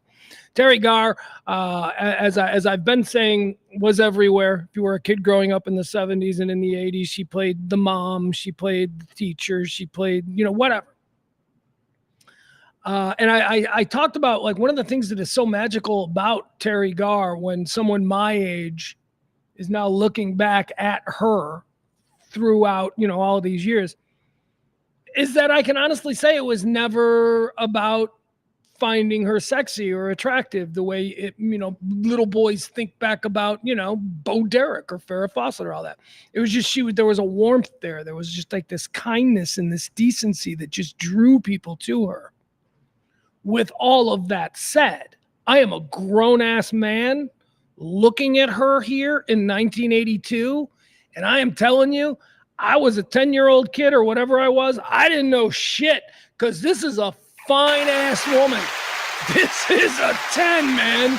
This chick is awesome. I mean, I'm just objectively looking at Terry Garr in 1982 through a lens, a male eye that I don't think I ever really noticed because I was a kid. I was prepubescent back when I first started appreciating her. Holy shit, Terry Garr is a beautiful woman. See you again. Nice to see you, too. I haven't seen you in a long time. Been a while, hasn't it? Mm-hmm. And now you live, let's get this straight. You're not living in New York. I'm not at liberty to say where I'm living. I'm sorry. What do you, for legal purposes, or? Yes. No, really? No. Well, yes, as a matter of fact.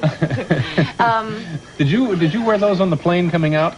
Yes, I did. As soon as I found out this was going to be a special. No, I bought these right out on the street. Every corner sells these. Uh-huh. You can get little stars or hearts or things. Yeah. Another reason people to vacation in New York, isn't it? It is. Yeah. They sell these. The guy that invented these said, I got an idea. I'm going to make $1 million. We're going to put these stars in. Yeah. He's not How much did you pay $1 for million. those? I'm not at liberty to say. Not All right, they were talk $3. about. You can get 2 sets of them for $5. Mm-hmm. In case you have Any a kind of friend. guarantee there? No guarantee. Now, when you're out walking around on the streets, do people recognize you pretty much? I mean, you've been in a lot of big time motion pictures. It would seem so. Yeah. But no, I don't. I'm not recognized a lot.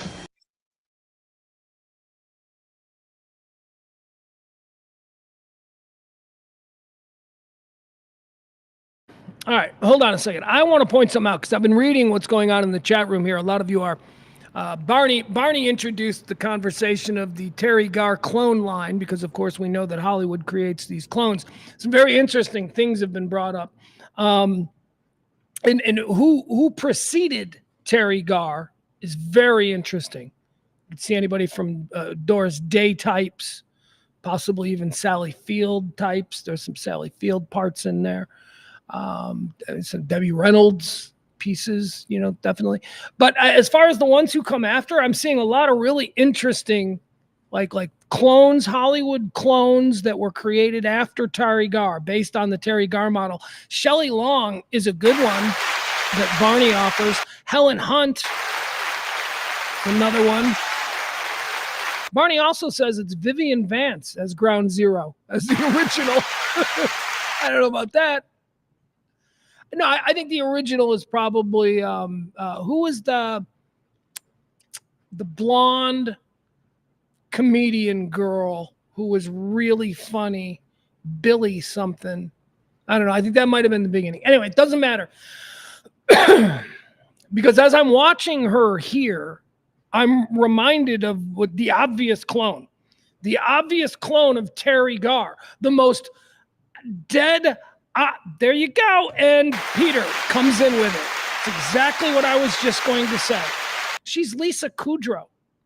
She is Terry Garr. Lisa Kudrow is doing Terry Garr. That's how I would say. I bet you. And wasn't there crossover? Didn't they actually cast Terry Garr to play Phoebe's mom in Friends? Wasn't Terry Garr Phoebe's mom? That's just like perfect. Anyway, here you go. We're watching a little bit more David Letterman and Terry Garr. I bet you are, though, because you're on TV. No, I don't. No, it doesn't happen. You don't go out, though. You don't go out. No, I go out occasionally. I go out, sure. Mm-hmm. No, I do go out of the building. You'd have to go out of the building eventually. Do you? Yeah, sooner or later, you got to go out. Now, do people say anything to you on the streets other than, would you like to buy some stars for your head? No, they say, most people think they know me from someplace. Mm-hmm. And they say, did we go to high school together? I said, I don't think so. I'm an actress. No, it's not that. I said, yes, I'm an actress. I was in this, I was in that. No, what else were you in? I end up standing there telling total strangers, long list of credits, and each thing I say was Black Stallion. They go, no, it wasn't that. I didn't see that. Well, how about this? No, it wasn't that. I know we went to high school. Where do you go to the cleaners, they say to me. Mm-hmm. So I guess I'm just one of those. Well, that's nice of you, though, to take the time and talk with them. It is. I have nothing else to do. Yeah, you met. Now, just let me address myself to what Harv was singing earlier. What is that like when you work a long, long time on a motion picture? What are you doing? I was just looking at this. Is this in honor of the festivities? Oh, yes, part of the special. Fabulous. It is fabulous. The whole show is fabulous, isn't it? Yes. Now, you work on...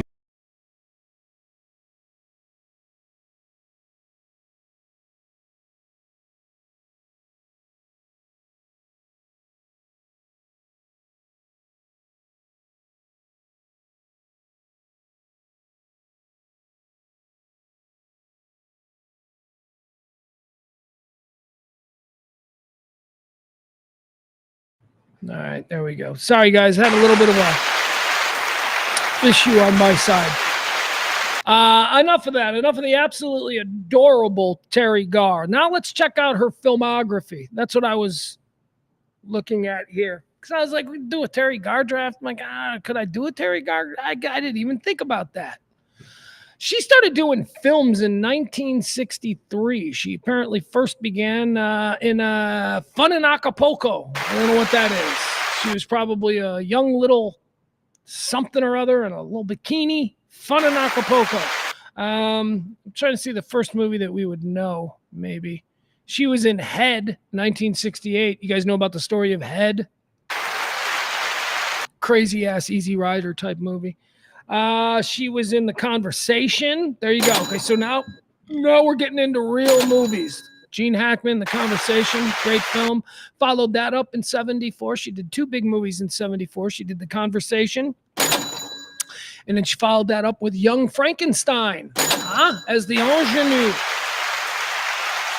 Oh my God, here we go. I'm 7 years old. I don't know movies. I've only seen like 5 of them, but I know I saw this movie and it instantly became my favorite movie of all time. Probably held that position for about 6 to 9 months, but it doesn't matter. There was a period of time in 1977, and I totally forgot that Terry Garr was in this because she is the glue in all of these great movies. Oh, God. 1977, Terry Garr. Of course, you ask somebody who was in Oh, God. They're like John Denver and George Burns, and they'd be right. But you'd also have to say, what about Terry Garr? Put Upon Housewife. That was her best role. That was her thing. Her ground zero for her acting is housewife who's putting up with a whole lot of shit. And she's being cool about it, but there's only so much shit she's going to put up with. That was Terry Garr's acting energy. And I think the first time that we can really say that we saw it, it was in Oh, God, John Denver. Close Encounters of the Third Kind. Again, Put Upon Housewife. Richard Dreyfuss is losing his shit in front of her. He's making a fucking mashed potato mountain at the dinner table. She takes the kids. She's gone. She's going to her family's. Kids don't need to see dad completely go nuts. Terry Garr, Close Encounters. So look at that, man. Those 3 movies, man. She's just rattling off 4 movies. She's rattling off. The Conversation, Oscar-winning film.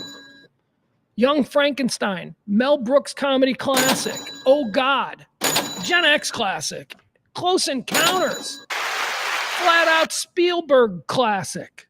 All right, so now we're getting into the 80s, okay? 1980. She did Black Stallion. I never saw that. That looks stupid. That wasn't my speed. And then just a whole bunch of movies that made money, but, aren't really big hits or anything like that. The Escape Artist, One from the Heart, which is Brew, Black Stallion, Tootsie. 1982, man. Tootsie. Another monster film. Another, pop culture landmark film. Tootsie. She did Black Stallion Returns. Here we go. 1983. Once again, she plays the put upon married woman. 1983, another landmark pop culture film for Terry Garr, Mr. Mom. Who was in Mr. Mom? You're going to go, oh man, that's like Michael Keaton. That's the first time we saw Michael Keaton and said he could really be some. No!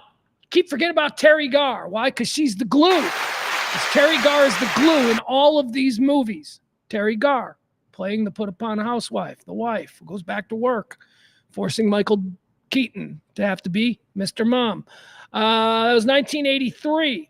And what did she do? After Hours, Firstborn, Miracles, Let It Ride, Short Time, Waiting for the Light, The Player, Dumb and Dumber. Helen Swanson, Dumb and Dumber. This is where it starts to get kind of sad.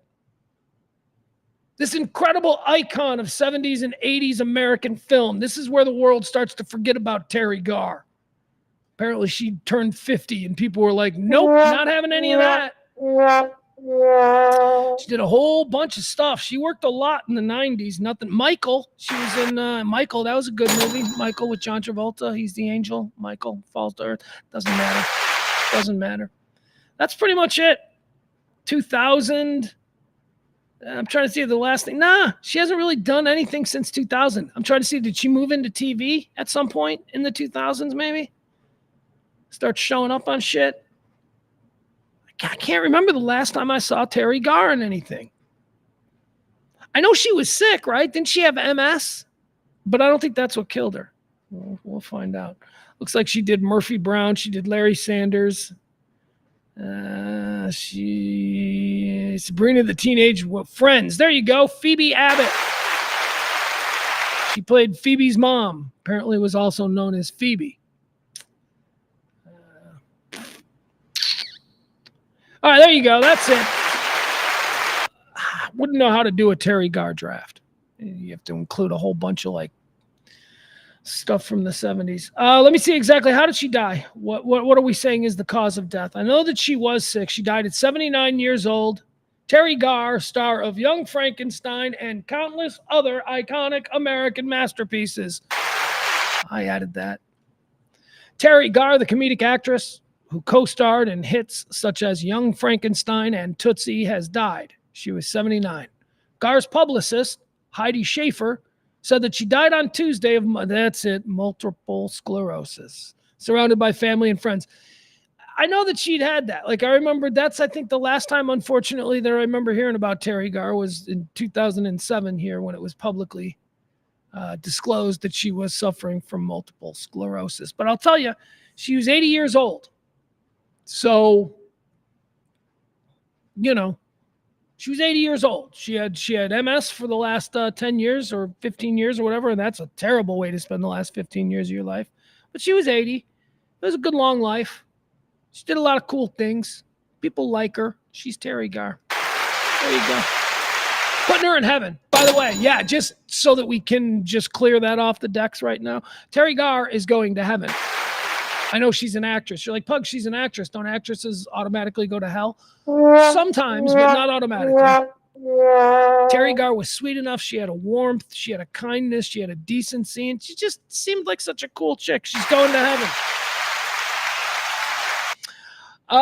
Here's an interesting story. Do you guys watch Welcome to Wrexham? Welcome to Wrexham. That's the Rob McElhenney and Ryan Reynolds TV show there on FX. They bought a soccer team. They bought a third-tier soccer team in Wrexham, Wales.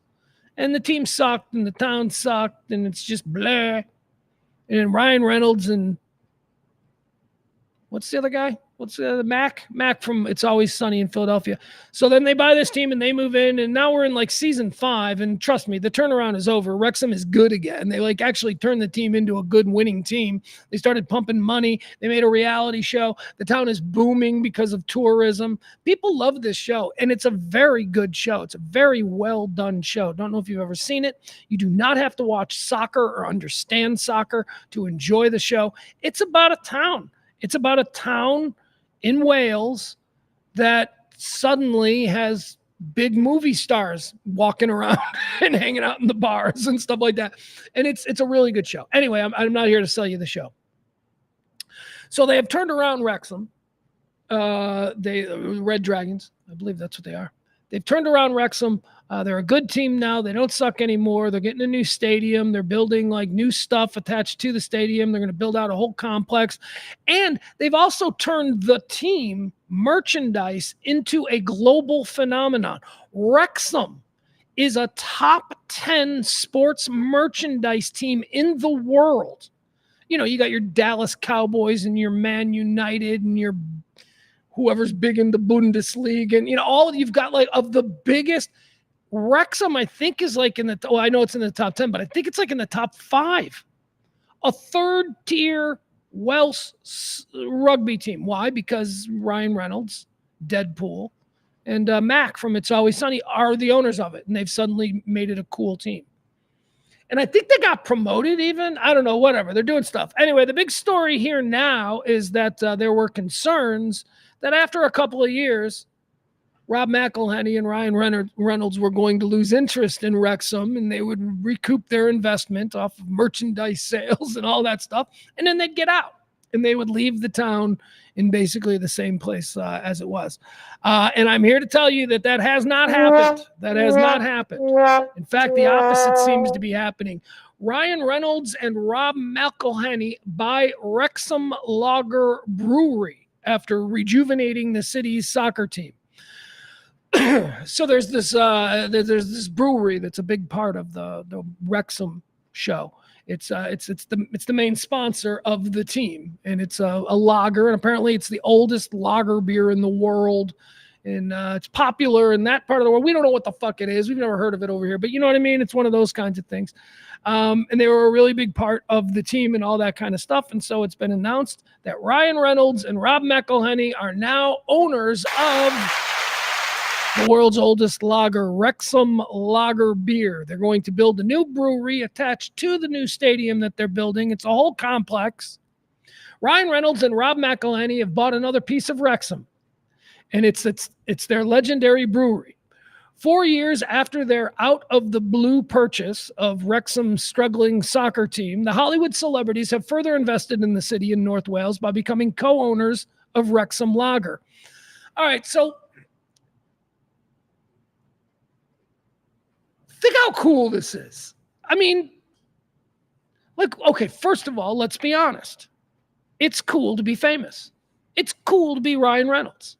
It's cool. It's people are always bothering me. Fuck you. Look, I'm sure there's some things that suck about it, but for the most part, it's pretty fucking awesome being Ryan Reynolds. Even the dude from It's Always Sunny, Rob, who I think is a genius, but whatever. It's cool being him as well. And celebrities always do these things, like to be like new things that celebrities do. You know, like, oh, this celebrity, he's racing cars now. That's his new thing. He's racing cars. These two, Ryan Reynolds and Rob McElhenney, these two dudes, they're like puppet mastering an entire economy of like a town in a country. It's like a different level of celebrity. Like Wrexham was like, you know, fucking Allentown, Pennsylvania, basically.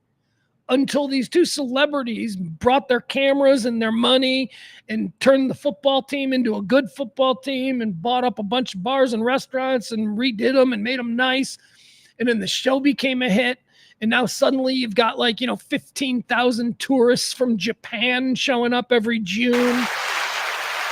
You know, I mean, it's completely changed this town. And it's like they're gods there. It's like this little town is like their little plaything. That they have made wholesale changes in the everyday lives of the people who live in Wrexham. It's gone from a hopeless, sad, dystopian, post-industrial age worker town to like this cool thing where celebrities hang out and where there's all kinds of new tourist attractions that they never thought were a thing, but now apparently the stadium is the tourist attraction. In fact, that was the other thing in this story, that the stadium is now the number one tourist attraction in the entirety of Wales. The stadium where Wrexham play. Why? Because Ryan Reynolds and Rob McElhenney. Now, I say this is something celebrities are doing. It is something celebrities are doing now because you know who just started doing this as well is Tom Brady. Tom Brady apparently owns another team, another third-tier league team in this football league over there in England, UK, whatever. And they just had a matchup. Tom Brady and David Beckham are the two dudes who brought up this team. And then they went up against Wrexham last weekend or something, which is Ryan Reynolds and Rob McElhenney. So that was like a big thing. Like these two it'd be like if like a AA baseball game had like all of these celebrities showing up. And like if everybody in the whole country was walking around wearing the jersey of like a AA team, that's essentially what we're talking about here. These are not Premier League soccer teams. This is a couple of rows, couple of rungs below that. Man, it's crazy. So basically all of these fears that these Hollywood celebrities were going to come in, take whatever they can like robber barons and then disappear out of town, that seems to be not true. They've purchased the brewery and they seem to be making serious investments in Wrexham moving forward. So it's a good story. Ryan Reynolds and Rob McElhenney, they seem like good dudes. They really do. And if you watch, it's the other thing about it. Like when the show first started, one of the reasons that I did not actually jump on the Wrexham TV show on Hulu right away was because I thought it was bait and switch. I'm like, there is no way that Ryan Reynolds and Rob McElhenney are doing a reality show. They'll be in the first episode, and then maybe there'll be some Zoom calls where you see them in other episodes. But it's not going to be about that. I was wrong. It is about them. It is about them there. I mean, it's really good. It's legitimately these two Hollywood celebrities going into this town and just kind of changing the whole vibe and making everything happy and everything good. It's good. It's all good. And now they own the beer company in town too. Big fight here. A plane in the UK, 2 passengers. They were heading to Austin. Of course, Texas got to be involved. Texas got to be involved in stupid airplane shit. 2 people got into a fist fight while waiting in line to board a British Airways flight to Austin. Why? Why did they get into a fight? A 40-year-old and a 70-year-old. One of them was wearing a MAGA hat. Oh, my God. One of them was wearing a MAGA hat. I think it's the 40 or it was the 70-year-old. It was the 70-year-old wearing the MAGA hat. So the 70-year-old's wearing the MAGA hat. The 40-year-old is 2 women. 70-year-old's wearing the MAGA hat. 40-year-old woman goes, "Take off that hat!"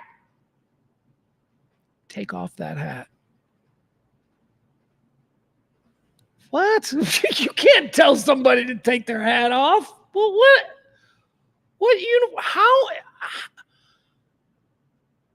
How do you expect me to respond to that? That would be my question. You need to take off that hat. I'd be like, no. You're just a dude in line here. I'm not taking off my hat. You don't tell me. You're not the hat police. Who the fuck? So now you got a thing. Now you got to admit, now you're in a thing. Right? Because you're not going to take off your hat. I know ego gets you into a whole bunch of situations, and you really, if a truly smart person would just be like, you got to be crazy to just order a stranger to take off their hat. You got to be crazy. That's not what a normal person would do. And I just want to get on this fucking plane. So I'm going to take my hat off here. I'm going to look him in the eye. I'm going to say, I'll take my hat off for you, because I don't want what is going to inevitably happen next, because this is going to go bad. I can tell. So you can maybe get away with that. But then your ego would be like, you're a pussy. You took that. See, that's where ego gets you in trouble. But if you would control your ego, you could be like, all right, fucker, I'll take my hat off. I'm watching you.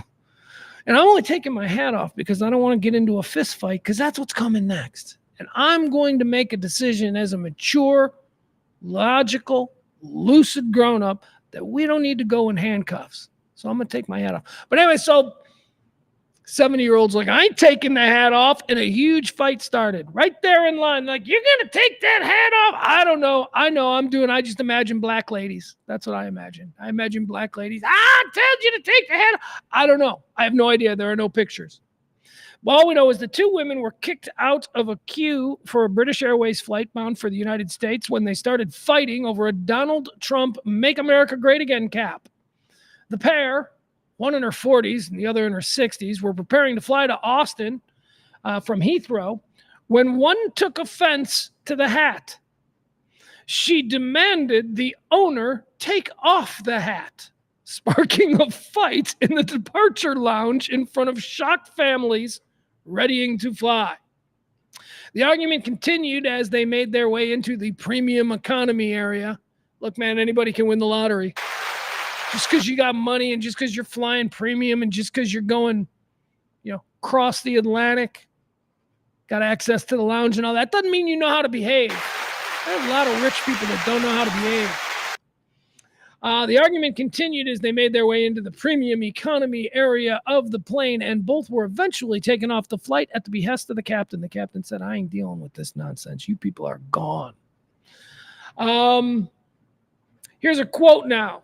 With the U.S. presidential election so close, tensions are sky high. Airline crew could not run the risk of a full-scale punch-up at 30,000 feet.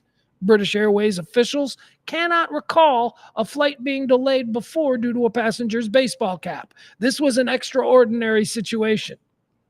The flight eventually took off more than 2 hours late without either of the American passengers on board. Okay, boom, boom, there we go.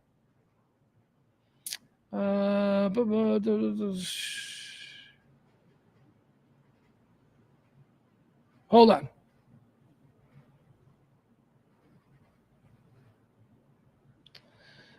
Okay, I was trying to find if there were any other or new details about these 2. Okay, so let's talk about these 2 fucking idiots, because we talk a lot about on this show how this show is for normal people. This show is for people who would not be involved in that situation in any way, shape, or form. This show is for people who might whip out their phone and start filming these jackasses. That you can do that and then send it to me. Both of these people are fucking idiots. Yeah, both of them are. Well, what do you mean? What about the person who's just wearing their MAGA hat? Why is he a fucking idiot? He's a fucking idiot because he's wearing a MAGA hat in 2024. I can expound on that. Just give me a moment. We'll work our way back around. But let's talk about the person, the other idiot. The idiot who thinks, I mean, they're existing in a construct where they're the hat police, where if they don't like your hat, this is the world this person lives in. If they don't like it, when they woke up in the morning, they looked in the mirror and they said, I'm telling you, if I don't like the looks of a hat, I'm going to tell them. That's the world that this person thinks that's okay. That's not okay for none of us. No, I don't care if you're the president of the goddamn hat union. I don't know what that is. Nobody has the right to tell you to take your hat off. If you're walking around in a hat, you want to wear a hat? Wear a hat. So some stranger in an airplane line, they're like, take your hat off. You know, it's such an odd, again, very complicated. It's such an odd situation to be in because nobody should think that they can demand you take the hat off. Nobody should think that. Nobody should think that I can tell them to take their hat off because, right? Goes without saying. There's so much in this world that I just always assume goes without saying. But no, we got to fucking say it all, apparently. Apparently it all needs to be fucking said. Don't put the baby in the microwave. Goes without saying. No, we got to fucking say it because somebody put a baby in a microwave once. Now we got to say it. Fuck. Both of these people are fucking idiots. Now let's get back to the person in the red MAGA hat. Why are they an idiot? Because they wore that fucking hat. And unless they're a goddamn retard, which they very well might be, they know what that hat means. They know that they're unnecessarily inciting fucking weirdos who can't control their emotions. These are two assholes. This is somebody from the 15% on the right who are lost forever, who feel that the most important thing about them is their support of Donald Trump. And everywhere they go, that's their brand with my hat. I hope a libtard sees it and we get it. They knew what they were doing. Take the fucking hat off. Be a fucking mensch. Be a fucking decent person. Take the goddamn hat off. We don't need your nonsense. I know you want to get into it. It's entrapment. Seriously, that's what it is. It's entrapment because you know there are these other people. I talked about the 15 on the right who would fucking just go out in public with their MAGA hat now, knowing and mix. Look, you want to wear your MAGA hat to a MAGA rally? That's fine. That's where you wear a MAGA hat to a MAGA rally. You want to wear it on election night? You want to wear it? It doesn't matter. Thing is, you should be able to wear it wherever you want. Here's what I'm arguing. Common sense and decency. And having been raised by people who taught you how to gauge the temperature of the room should tell you not to wear the fucking hat. Just don't wear it. Just don't wear it.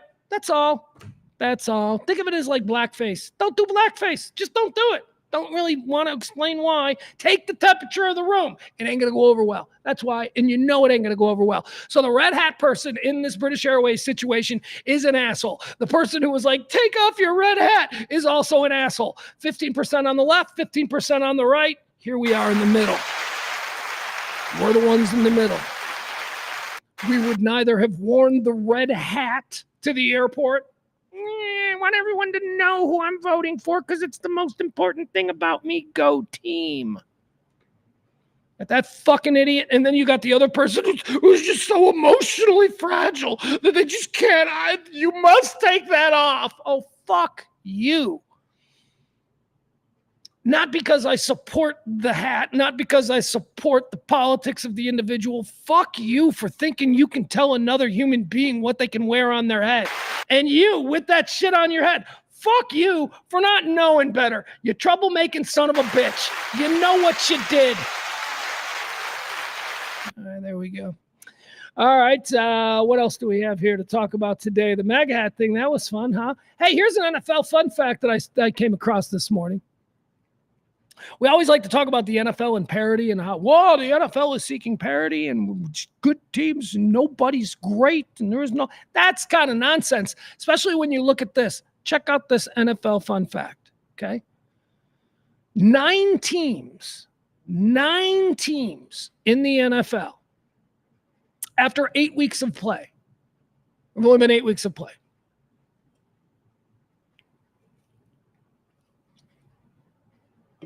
Halfway through the season. We're halfway through the season. 8 weeks of play. 9 teams have already lost 6 games. 9 teams have already, there are 9 teams with 6 losses after only 8 weeks. There's a lot of shitty teams in the NFL this year. There are a lot of teams. Or is that an indication of parity? I don't know. Let's see. Here's what it says about that. Thought that was interesting. They're talking about why. Trying to figure out why. A record-tying 9 teams have lost at least 6 games in the first 8 weeks of this season. Inside the numbers, the NFL has been on a race to the bottom this season. A record-tying 9 teams have already lost at least 6 games in the first 8 weeks of the season, and many fan bases already have turned their focus from the playoff races to draft prospects and positioning. The only other season when 9 teams had lost at least 6 times in the first 8 weeks came back in 2000. All right. The only other time, 2000. Miami can join the group and break the tie with a loss on Sunday in Buffalo. All right, hold on, wait a second. Miami can join the group with a loss on Sunday in Buffalo after having an early bye in Week 6, which would tie the 2000 season with 10 teams starting 2-6 or worse. So there you have it. And that's probably going to happen. You got to figure that Miami's going to lose to Buffalo in Buffalo next week. Isn't that interesting, though? Because it's like when you think of like, what does parity mean? Well, parity means that everybody's good. Man, not always.